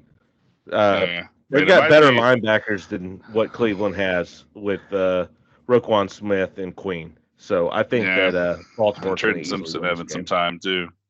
What you got, Jeff? I think the Texans are the definition of Dr. Jekyll and Mr. Hyde in the NFL, and so I cannot see them putting 2 consecutive good games together, and they're against arguably the best defense, if not if you want to put San Francisco in there, fine. One of the top 2 defenses in the NFL. I see this as a very similar game to when they had what they had in week 1. So Baltimore wins this game, no problem. Yeah, Baltimore. So we're across the board in that aspect. Mm-hmm. All right. Quote the Raven, The nevermore. night game on that Saturday. Green Bay, San Francisco. Yep. Jordan Love and Brock Purdy. Yep. As we just talked about, if Baltimore's not the best defense in the league, San Francisco may be. Those are the top 1 and 2 in the league. Fred Warner is one of the best linebackers in the league. He's phenomenal. You got Nick Bosa. I mean, you can go down. It's like murderer's row on it is 49ers and the Ravens defenses. It's and like you mentioned too, though, Purdy, you got McCaffrey, you got a Juke, you got Debo, Kittle. Like I said, now Aaron Jones being back, I think helps, and it really helped against the Cowboys for Green Bay. But I don't know, man. I just don't see Green Bay pulling that out. with I the think a young lot team of they people have. will probably be going for Green Bay after the way that they just dismantled Dallas. The thing Oh, is, yeah. No. I They might don't be a think San fancy upset Francisco. pick in his honesty. I think everybody will think that's the upset pick. The thing is, as much as I would like for San Francisco to get knocked out, as much as I would love for it, because Oh, yeah. after my Cowboys lost, I wanted the Eagles and the 49ers to get knocked out. That's just what I wanted. I wanted those two teams to get knocked out. Eagles got I don't knocked out blame you. already. Green Bay's not going to be the one to do it because San Francisco does not have the dysfunction the Cowboys have. And they're healthy right now, too. Is a They big are. key for them. They're healthy on both sides of the football. It's just Fred Warner. I do not like San Francisco, but I respect the hell out of Fred Warner. That guy is phenomenal in quarterbacking his defense and getting Yeah. his guys to where they need to be. And on top of that, following it up with his play. Well, let me give a hypothetical here, too. Mhm. So what happens if that underrated Green Bay defense takes Brock Purdy out? As we know, he missed one halftime or one playoff. That is going to affect things, but when he has come out, Sam Darnold has looked really good. And if you put Sam Darnold with those pieces in offense, I think you can get by the Packers in that. Now, if it comes down to the next round, whether it be Detroit or Tampa Bay, I don't know. I Right. think those both have better defenses, especially Detroit. I think Detroit has a lot better defense than Green Bay. But Right. I think that does change the outlook of the game. But I have to say, when Darnold's come in for Purdy, he has not looked bad. He hasn't. And he also comes in having a better, better players, better skill players than what he ever had with the Jets and with Carolina. So, And honestly, I mean, it, at the end of the day, I guess it doesn't really matter because Brock Purdy's been the one that produced or produces and has produced, but he has physically he has the better skill set than Brock Purdy does. That's why he's drafted third overall. And I still not part Mr. of me, Irrelevant. I still a part of me still feels like there's going to be a time to where Sam Darnold can beat out Brock Purdy. I don't know if it's going to be in this playoffs, but I'll go ahead and just the only thing that I'll comment on this game is the fact that as good as Green Bay's offense is, and I think their defense counteracts anything they produce at all. I just don't see. I can't envision a scenario to where Aaron Jones runs all over San Francisco's defense like he did against Dallas. I don't envision a scenario to where Jordan Love has all the time in the world. I don't envision a scenario to where San Francisco plays zone the whole game. Yes. No. Agreed. And so, for all those reasons, and not to mention, as we discussed, or as y'all discussed already, just the amount of weapons that San Francisco has offensively. San Francisco should win this game by 28 points. I mean, I don't even think this game is going to be really close at all. I expect this to be somewhere along the lines of 35-14, 42-14. I know I'm jumping to prediction territory, but I'll just go ahead That's and make fine. mine Like now. I said, Well, I you mean, jumped Green ahead, Bay. so I'm going to go ahead and mark you right now as San Francisco. Yeah, like I said, I mean, Green Yes, Bay's been not kind of the Green same Bay. Jekyll and Hyde, but they can put together a string like they proved at the end of the year. But earlier in the year, you didn't know what this team was. Definitely. That's very true. All right, well, let's go ahead and do our picks here. Go ahead, Caleb. We already have Jeff's. We already know what that's going to be. Yeah, I got to go with the 49ers too. He said, if the scheme's not working, I just see the 49ers making a change where the Cowboys just stick to it for whatever reason. I'm also going to go with the 49ers. I think Green Bay. I think it's going to be a little bit closer than what you think, Jeff. I think it will be close, but I think the talent that San Francisco has is going to bring them over the top, just because their players are actually going to play for it. All right, now to move into Sunday's games. Um, First game is going to be Tampa Bay at Detroit, and Mm-hmm. I don't think anybody saw this this being in the divisional round when it came out with Tampa Bay barely getting into it. Yeah. I mean, Detroit looked good. And I think everybody thought maybe Detroit had a chance with the way they were able to knock off Kansas City first game of the season. But Yeah. I mean, nobody expected them after to win their first division title tonight no, since not at all. 1993. And I want to go. Tampa Bay, their defense looks good. We said the same thing when we picked St. Louis against them. Does the way Tampa Bay, the way they dismantled Philly, the way their offense looked, do you think that their offense has a chance against this Detroit defense, or is it that Philly's defense just had already cashed out? They were ready to go fishing, and were already on vacation at the point. And I mean, when you've got the historic yards after catch, Philly was ready to go fishing. They were done with that game. But that being said, the Lions defense, as vaunted as you've got some of the names are, they're near the end of the league in sack totals and takeaways. that is true. So, I mean,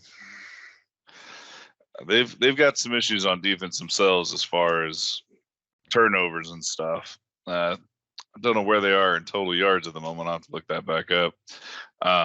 I mean, they were able to hold down Puka Nacua and Cooper Cup, though, and they're not having to go against receiving. They didn't hold down Puka Nacua. He had 181 yards. He did, but they were able to still hold him down enough to be able to get the win. I mean, they held down Cooper Cup. Now you got to deal with Mike Evans and Chris Godwin. Mm-hmm. I mean, and that's the thing with the playoffs. It doesn't get easier as you go forward. It doesn't. Right.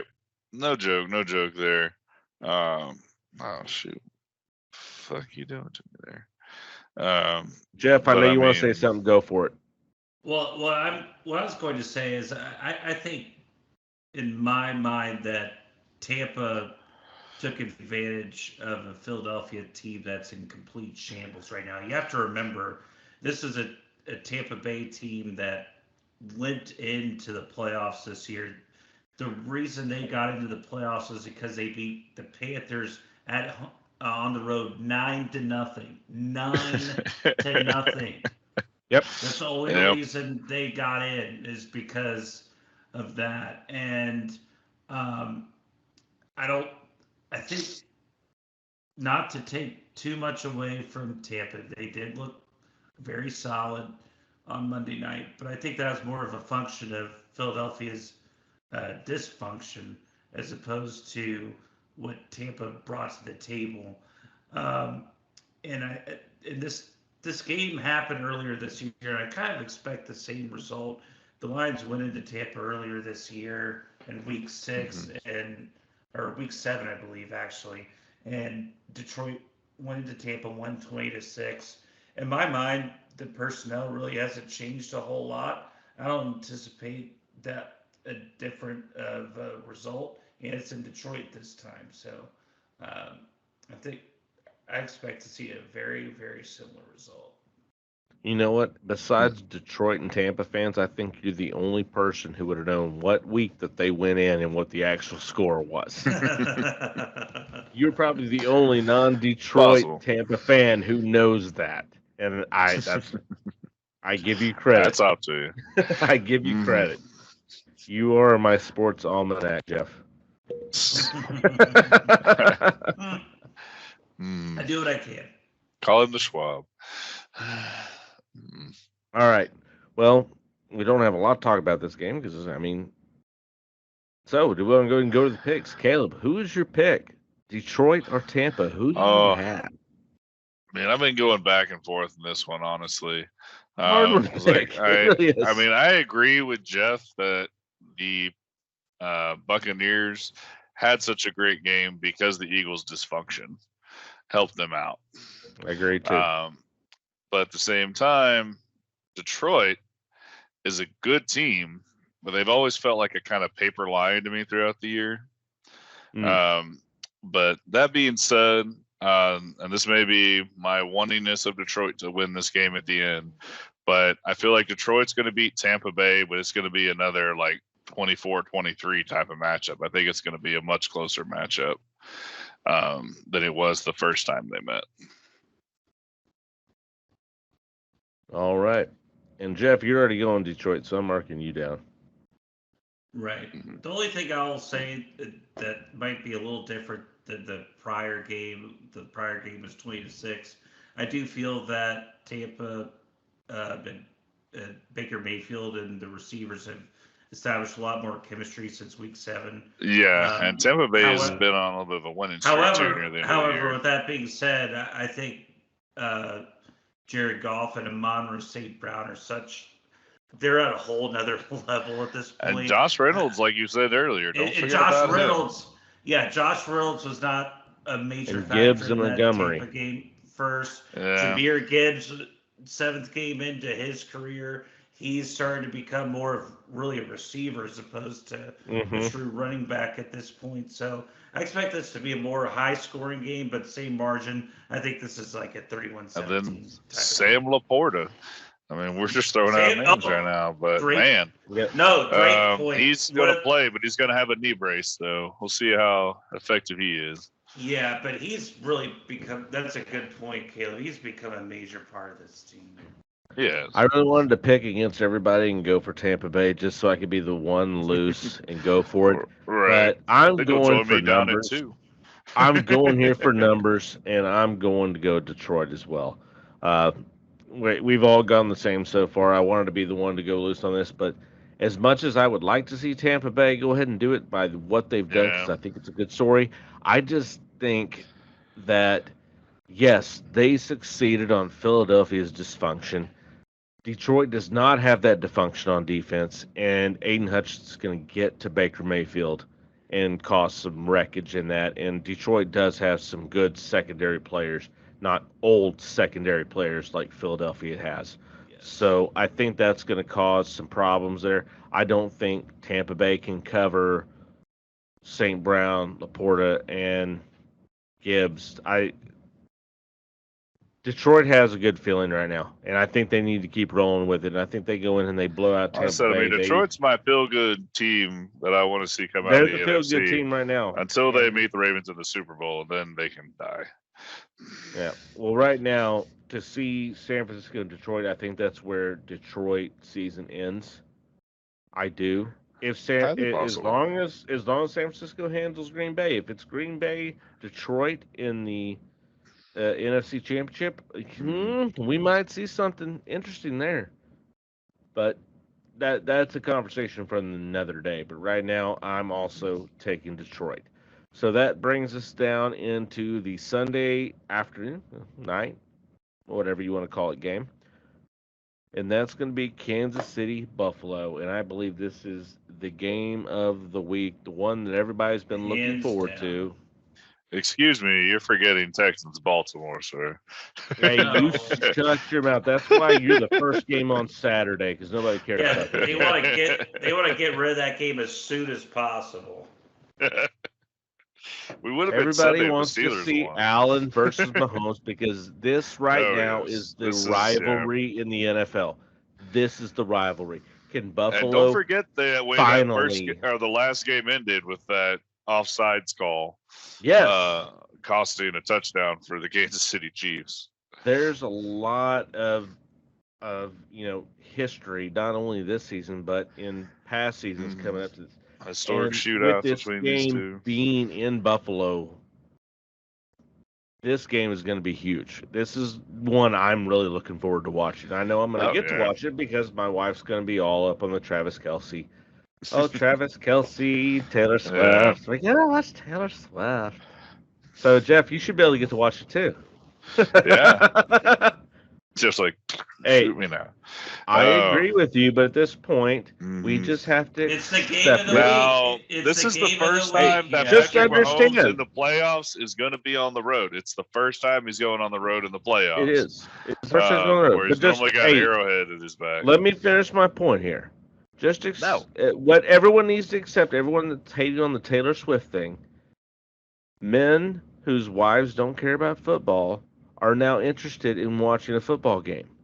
So we can use it to our advantage to be able to watch a football game. Yeah, are we Chief fans? No. But you know what? If it gets them to watch a football game and we don't have to get banished off to another room or to a dark basement or wherever to watch a game, hey, it's a step in the right direction where you can then convince them to start watching your team. Use it. Taylor Swift is the gateway drug to bring your wife or girlfriend into your team fandom. Men, use this to your advantage. You have the opportunity. You have the opening here. This is our time to bring your women into your team fandom. Somebody sounds like a Swiftie to me there, Jeff. I'm not a Swiftie. I don't give two shits about Taylor Swift, and I can't stand it. I don't know. That sounds a lot of like. That sounds like a lot of shits about Taylor Swift there. Hey, that sounds like an awful lot of shits. That right there they know that's taking advantage of the situation. Is what it is. Yeah. I'm staying ahead of the curve. Is what I'm doing. I think that's not being a Swiftie because I couldn't tell you a Taylor Swift song. I can't tell you one right now. Oh, sure. I'm in Stockholm syndrome right now as far as the, yeah. I might be able to tell you one if it was a quiz night at Pluckers, but that's about it. I couldn't tell you the whole verse, but I could tell you, hey, that's Taylor Swift. I might be able to tell you the song from my DJ days. I might be able to tell you. Now it's the DJ days telling you. I did. I had to play him for my DJ days, so at least I know. I have an excuse, a-hole. FYI, order Plucker sauce and get like a Chick-fil-A sandwich. It's amazing. Ooh, good to know. Interessante. Yeah. Although I probably say, man, this one. Maybe I should go down and get a Popeye's chicken. Popeye's chicken is nothing. Get a sandwich of chicken. It's crispier. A sandwich of your chicken from your chicken fillet of choice. Yeah, your choice of chicken restaurant providers, preferably Chick-fil-A. Maybe I'll just get the sauce and cook it myself because I've got my cast iron. I'll just do a cast iron chicken. There you go. And fry it myself. Anyways, all right. Okay, we're getting off topic. Hey, we're getting off topic with food. That's easy. I understand. Okay, Buffalo, Kansas City, Buffalo. In Buffalo. Mm-hmm. Is Buffalo going to finally get past this Kansas City curse? I think so. I mean, KC is just so horrible with their wide receivers. I think that game was, the cold, stifling Miami, as well as their defense being just gutted at the last 2 weeks of the season, including Bradley Chubb in the Ravens game, as we mentioned in the past weeks. I mean, Buffalo's just going to manhandle them, I feel like. I feel like this is going to be an upset, or not an upset, excuse me, almost a blowout. Caleb's going Buffalo. Putting that down right now. Once again, it's his first time on the road, but I'm not going against Patrick Mahomes in the playoffs. Not going to do it. Don't you put that Jackson Mahomes curse on us, Ricky Bobby? Until he proves me wrong, I'm not going against. Understandable. I didn't go against. I wanted to go against Detroit and pick Tampa Bay, but I didn't. But in this one, I am going Kansas City, and they're going to ruin Buffalo's hopes once again because they are the bane of Buffalo's existence more than the Dallas Cowboys were in the 90s. Like I said, hey, in my heart, I still do think I'm not going to be surprised if Buffalo wins. I'm not going to be. This one's kind of a 50-50 game, too, almost like the Tampa and Detroit game before. It's kind of at that point. But that Like you also, said, if Buffalo, you've got but the also, Mahomes magic, and you've got the refs that seem to favor Mahomes and the Chiefs. with the whole helmet breaking thing. Yeah, I mean, well, the helmet thing, you've got several other plays where you're just like, eh. You also got Kelsey having 3 drops last game. But I think a lot of that was due to the cold. I think that's going to be different. It's going to be cold in Buffalo. You don't think it's going to be cold in Buffalo?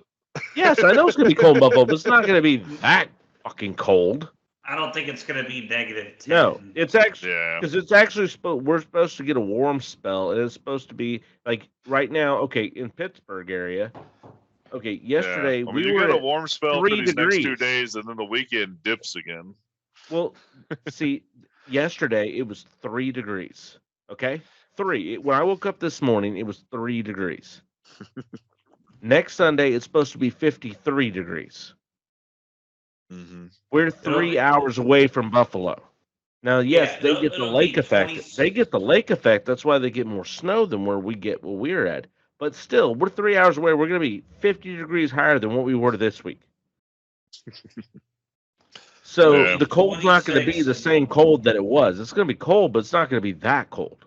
Right. Like you said, we said, that's a historically cold game for the NFL. It was. And I needed to find my wild card where I break away from everybody else. And this is my wild card right here. I was about to say, I was wondering if we would have anything. It's like, I got to catch up to somebody. You got to catch up, and you're going safe. And that's what it is. I'm not going to go safe on this one. I'm going with Mahomes because I know. And I don't like KC either. But at the same time, until I said it last week, I'll say it again. Until Patrick Mahomes proves me wrong in the playoffs.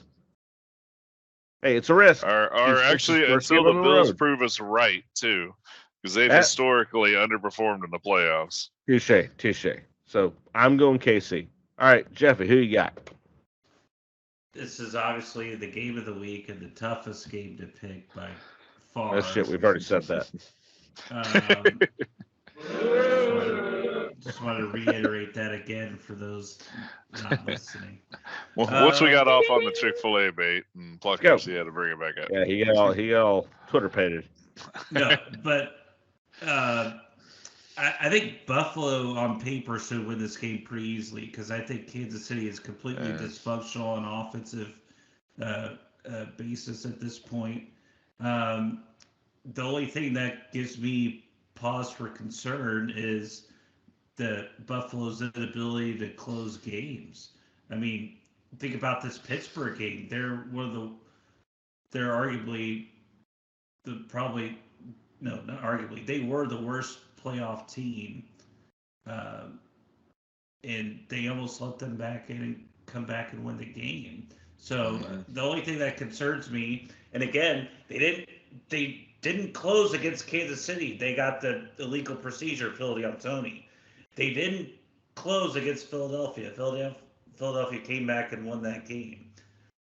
So the only thing that concerns me is if Buffalo does not close out the game again. But Buffalo on paper is clearly the better team. They have this game in Buffalo. I'm going to go with Buffalo. Ooh, Buffalo. Fair enough. All right, I'm the only one going weird on one, so we'll see how it goes. We're all aligned up to this game. Yeah, very true. Sorry. Like you said, it's one of those weird 50-50 things. You're like, can they do it? It is. And that's just, hey, you got to go with your yo. And hey, I'm going to go with my gut. That's why it's game of the week, too. Can't go. Yep, that's the reason why. 100%. All right, we'll go ahead and roll over into the sports gumbo since we're pressed on time. We'll go ahead and roll right over into that. We don't have a whole lot to go with the gumbo because this was a huge, NFL playoffs episode here. But we'll go ahead and talk about a few other things and go ahead and run out to you guys. I know you guys had a bunch of stuff you wanted to talk about, and I'll kind of fill in what I had afterwards. So feel free to jump on in. You want to go, Jeff, or you want me to go real quick? Let's see, Mr. King, I got some college basketball stuff. How much time do we have left? About 15 minutes, I think. 15 we know you have right. college basketball. We know that. Yep. Okay. With your Huskies. So I'll go ahead real quick and discuss the Minnesota Timberwolves. They're now 29-11. They're on 3-game winning streak. They'll go against the Memphis Grizzlies tomorrow night on TNT. So all those people that would like to see a Wolves beat down the Grizzlies, feel free to tune in tomorrow. Allegedly. At 9 p.m. But again, what's transformed this team is their ability to play defense. They literally became the best defense overnight from being the worst defense the prior year. I want to see how they do after the All-Star break. So that's do what I want to see. So do that's I. That's what's gonna prove to me what they're gonna do in the playoffs. But it's Rudy Gobert. And you still got to go through the Nuggets. Don't is forget Rudy that. Gobert not the Is Rudy Gobert not the defensive player of the year thus far? No. Then who is? Tell me who that is. I haven't watched. I'm just saying no, just to be, obtuse right now, because honestly, I haven't watched enough NBA basketball because I quit watching NBA basketball after the 2020 league when everybody started, doing the protest. I'll be completely honest. I quit watching at that. I watch Maverick games and Maverick games only. That's it. I don't watch any other NBA, so I can't tell you who's the best NBA, who's the best defensive player in the league. But I'm just saying it to be obtuse and just to cause. Just to make Jeff mad. I think you've got. I mean, you can arguably make that argument, Jeff. But yeah. I mean, I'm sure there's other players out there. Probably a couple other players you shut could that down. I mean, like Djokovic could technically be in that argument. Embiid could technically be in that argument. Yeah, but also too, I just think not only in addition to Gobert fully coming into his own, Anthony Edwards is already a great defensive player. That's what I'm saying. Your team has the defense to win a championship with Gobert there. And that's why I think that trade you initially make for Gobert was a very good trade for the Wolves. Yeah. Right. So, I mean, like you said, you've got him. Gobert can concentrate on his defense. Cat Williams can concentrate on his offense. Be the twin towers that they are. Like you said, Anthony Edwards is your wing guy. Mike Conley, everywhere he goes, they win. He's a great defensive player. Yep. So, I mean, you've got a good team. And with you bringing up Embiid and Djokovic, they just played, because we're broadcasting this on Wednesday. They played last night on Tuesday. 76ers beat Denver. But after the game, Embiid went up to Djokovic and told him he's the best player in the league. Right. And not to mention, in terms of defense, that game was like a bajillion to bajillion. It was. It was like 146 to 126 to 123. Yeah, 126 to 123. Yeah, that was one of the highest scoring games. Outrageous. Awesome to watch. It is. That's I do have a question for you, defensively, it's a terrible How game. do you let Detroit Pistons, a team that lost 29 straight games, if I remember right, score 117 on you, and you're this great defensive team, like we just said? How do you let that happen? Which game are you talking about? Detroit Pistons. It was 124 to 117. It's the NBA. Wait, I didn't see this game. Who was it playing? Who gave it up? Timberwolves at Detroit. Like we just said. Come on! You gave up the Don't talk Pistons defensive. who lost You're giving that up to games Detroit. Giving up You're 117 points. That's not just NBA. That's just a bad game. Which you can have. Well, I mean, everybody has a bad game, but you have a bad game. The Mavericks just lost to the team. Lakers 127. They did lose to the Lakers, which they shouldn't have lost, but they did. Okay, it was Luka's first game back. Well, I mean, if we want to talk about, games, Detroit was against the best team in the league. We're just giving you a hard time. No. He got so mad he blew out his mic. Detroit was against Boston on a couple days after Christmas Day. Hey. They were up 19 points against and Boston. We know, and we're running out of time. Yeah. Yep. Tick tock. That was part of their 29 game loss season. Yeah. Just put in quick. Quick NHL. Quick NHL thing: the Stars won 5-1 over the LA Kings last night on Tuesday. Big win in a playoff team. Seems like they're Something they've finding their been needing. groove. They need to Put some find their points groove now together. to move Yeah, they forward, really especially do. since they now are ahead of the Las Vegas Golden Knights in the standings. So that's big. Vancouver That right now is. is leading the West, and that's something that's you got to watch out. Vancouver's been playing very, very well, and Colorado's ahead of them in the division ranks. And if the playoffs started now, they'd be going against Colorado Avalanche in the first round. So that's something. They could beat Colorado. Colorado's on the same team, but still. Yeah. Something to watch, but it's still early in the season. You still got a long way to go. They haven't even hit the All-Star game yet. But let's go ahead and throw it over here to Caleb. Hey, I know this is what you've been wanting to talk about all night. So I give you UConn, the floor. number 1 after the crazy upset week that we had this past week. So Big congrats to upset UConn. week. You get Klingon back as well when he comes back. You beat Marquette for only the second time in 8 games, which is kind of crazy to think about. But you hold Creighton. Excuse me, I said somebody else. Creighton is who you beat, 62-48 in that game. They had a little bit of garbage points to make that score. Before that game, Creighton was on a tear. Oh yeah, and I mean to hold Creighton under 50 is remarkable defensive wise, to begin with. So I mean, great job by UConn. But like we joked before too, who's winning the Big East right now? Is it number 1 UConn? No. Nope. Is it number 18 Creighton? No. Nope. Yeah, it's mild-mannered janitor Seton Hall. Coming Don't in for the sleep win. on Seton Hall. Don't sleep on the Pirates. They've beaten many teams, including UConn, Marquette, Xavier. They've beaten a lot of them.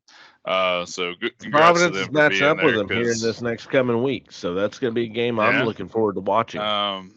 And then also congrats to Providence for winning their first game of January after they had a little rough shot when their number 1 guy went down. 4 losses in a row. But 100-62, yeah. 100-62, I believe it was. Let me pull that back up. Apologies. Yeah, 100-62 beating DePaul. So you need a streak buster. DePaul usually helps. Games. They were the streak buster. They were the fat girl that you need to go ahead and help you out. Yeah. Yep. Oh, sorry, I probably should have said that. That was a little sexist. That was bad. My bad. Yeah. My college came back out at me I on that one. I have a vague idea what that definition is. Porter, I just kind of want to hear more of what it's about. I think anyone who was in a fraternity knew what that definition was. He knows what a slump buster is. If you don't, message us. We'll enlighten you. Yeah. Jeff, did you just volunteer yourself as a slump buster? I know, right? Former slump buster? No, I did 11 You're years a married ago. man, sir. You're a married man. You cannot be a slump buster. No, I want to be a slump buster. Quite frankly, I don't. But that's all I got on my end. Well, just had a thing pop up on the TV as I was watching the end of the Providence DePaul game. And one thing I might bring up in future Gumbos, rodeo season's now underway. That's true. I like to bring up random different sports, and rodeo season's coming up. The American Rodeo is in their Western Finals right now, so got to watch that with the boys over the last weekend, and always enjoy PBR Rodeo. It's always fun to watch. So I'll bring out some different names there that no one on here will probably know. But if you want to look into it, look into the rodeo. It's a lot of fun, very enjoyable. You're not gonna have a bad time going or watching a rodeo. You never will. I was about to say you got 2.5 weeks to come up here to Fort Worth for the Fort Worth Stock Show Rodeo. Exactly. Fort Worth Stock Show Rodeo is coming up, so you got to get out and see watch if the Mustang show's going on. It's going on right now. You can go all out till February 3rd, I think is what it is.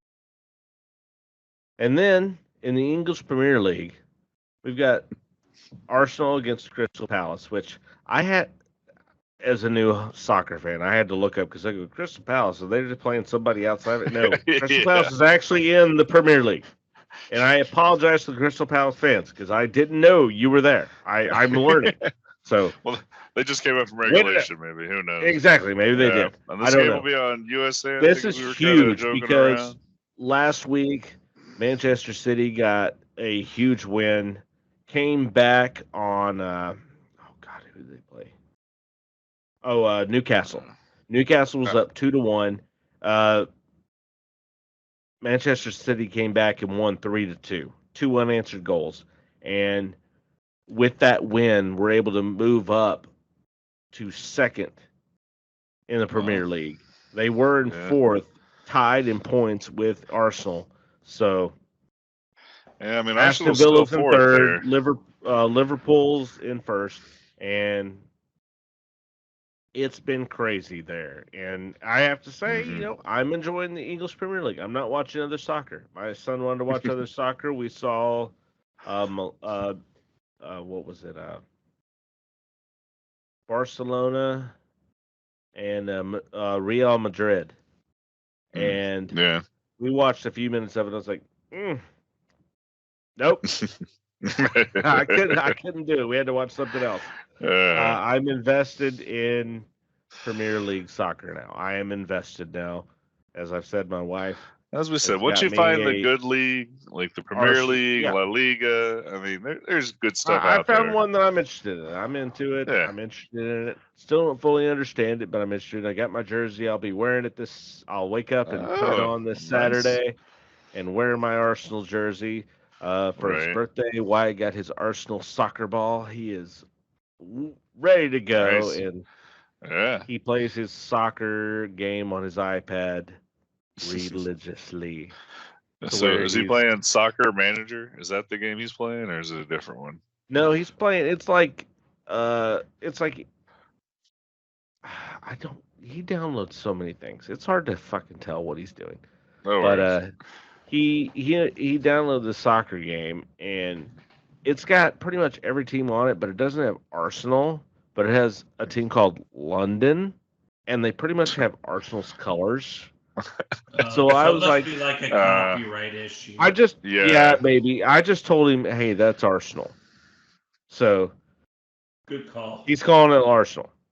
Are they like red and yellow? It's like that's what I said. Yeah, they got their colors. It's like a FIFA. It's like almost like a FIFA like. I was gonna say it's more like an 2022 or something. NIL started coming out. But you can go through and you can get teams from Spanish league, the Portuguese leagues, the Italy leagues, the American leagues. Like it goes to the American leagues, like rest of America. Like you can get like.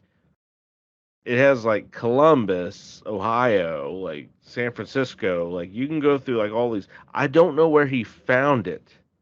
And then he's playing this game. He goes, "Dad, help me! I can't score." And he hands me this game, and I'm getting pissed off because I can't do anything on it. There's an app called. The kid is winning 2-3-0 every single day because he plays it all the time, and he's he's like, "Daddy, watch my replay." And he'll play the replay, and he like is like weaving around everyone and then scoring. And I'm like, wow, good for you, kid. I can't do that shit. Right. No, there's an app called D-Soccer that has a lot of information for you if you want it. It's got all the different leagues, and you can save favorites and just a little app. He's already got it figured out. He's rock and rolling with it. I'm just letting him roll with it. At this point, it's like I can't. I don't play video games anymore. I don't have time for that. He enjoys it. It gives him a few moments to kind of settle down. Right. He can figure it out. When he gets back on Farm Simulator, I can help him out on that one. I'm good at that one. There you go. Master the mechanics of that one. Exactly. Just make sure you can't buy too many blue crystals or whatever that currency was. That's the thing. Him and his brother have, not iPads, but they have little pads. What I don't know. I don't know what they're called. But Chrome pads or they're set up to they can't purchase anything on them. There's nothing that can be set up. They can buy anything. Anything they download, it is only Sounds like free the kid download. lock They on an can't iPad or something, but yeah. exactly basically the same thing.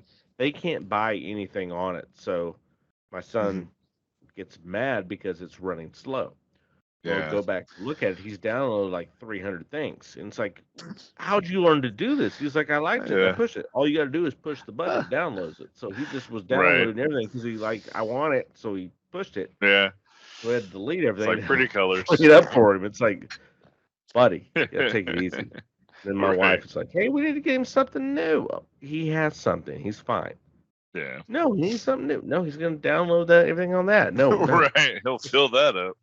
Give him a It's moment. like He's good. He's happy with getting what a new he's got. phone for a parent for pictures. You'll fill that phone up too. Absolutely. Let's endorse baseball. Let's endorse that. Let's move forward in that. Going outside things, yes. Showed him the USA Baseball app and the videos of little practices, and he was involved. He was engrossed in it. Like, how can I why can't we go outside and do that? Well, because it's 3 degrees outside, buddy. That's why we can't go outside and go do that. Your fingers will crawl inside your hand. You can't do that right now. I'm just showing it to you. That's what we're gonna do in the spring. Right. Getting you All ready. right. Was there any other things you guys wanted to touch on here in the Gumbo before we call her a quits?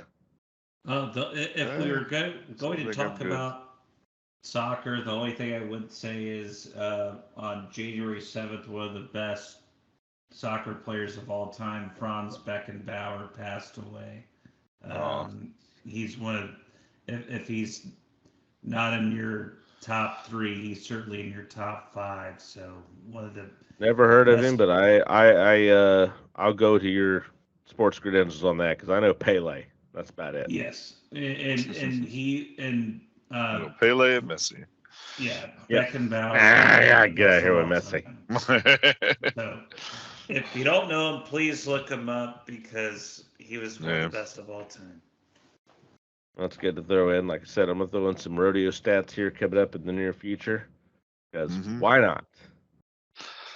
Do it. Well, we'd like to thank everyone for joining us here this evening. Last thing I want to put out is that we want to encourage everyone to join us in our March Madness bracket. We're going to be doing it. We'd like everyone else to join in on it. We'll be putting out a link for you to get into it so that you can join in with us. And we've discussed this earlier. We wanted to tell everyone about this, and we'll keep encouraging this as with every podcast coming forward, is that we're going to put up a $50 Amazon gift card prize for the winner of our bracket challenge. So we're going to do it as well. We want other people to join in with us as well. So even if one of us beats you and you're the top, like, we can't win this $50. We can't do it. We're null and void here, us 3. We are participating. Yeah, because we're null and void. We're hosting the competition. We're hosting in, but we want other people to join in with us. So please come in, fill out your bracket, put it in. Hey, you got a chance to win a $50 Amazon gift card. You can't go wrong with that. Just listen in, enjoy the podcast, submit your bracket, and have the chance to win $50 Amazon gift card. So wanted to put that out there now. We'll keep promoting that on social media and everything else moving forward. But wanted to put that out there here tonight as we're closing up the show. Hey, listen in, join us in, like and subscribe. Send it out to your friends. Have them like and subscribe. Bring more people in. Let's build this community. Let's keep talking more and more. Please let us know on all of our social media aspects what you want us to talk about. Otherwise, we're just going to talk about what we want to. So please encourage us. Tell us what you want to hear so that we can talk about that and ask us your questions. We'll quote you in. We'll bring you in. Say, hey, so-and-so asked this question. Let's bring it in. What do you they want to know our opinion. We'll talk about it. Please engage with us. We'll engage with you. We've brought in one of our friends here on to the podcast. Talk to us. Reach out. if you have the setup, we'd be happy to bring you into the podcast as well. You can come in for a time if you'd like to. We're more than happy to do that. We want to build this community. We want to build it up. So please reach out. Have the chance now. Hey, $50 Amazon gift card. What do you have to lose? Make some picks. You might win some money. So, wanted to bring that opportunity out to all of you that are listening to us, and build this community. So, once again, for Caleb Culver, for Jeff Amos, this is Chris Board. We want to thank everyone for joining us here for the next round sports, and we'll see you all on the next round. Cheers, gentlemen. Gentlemen.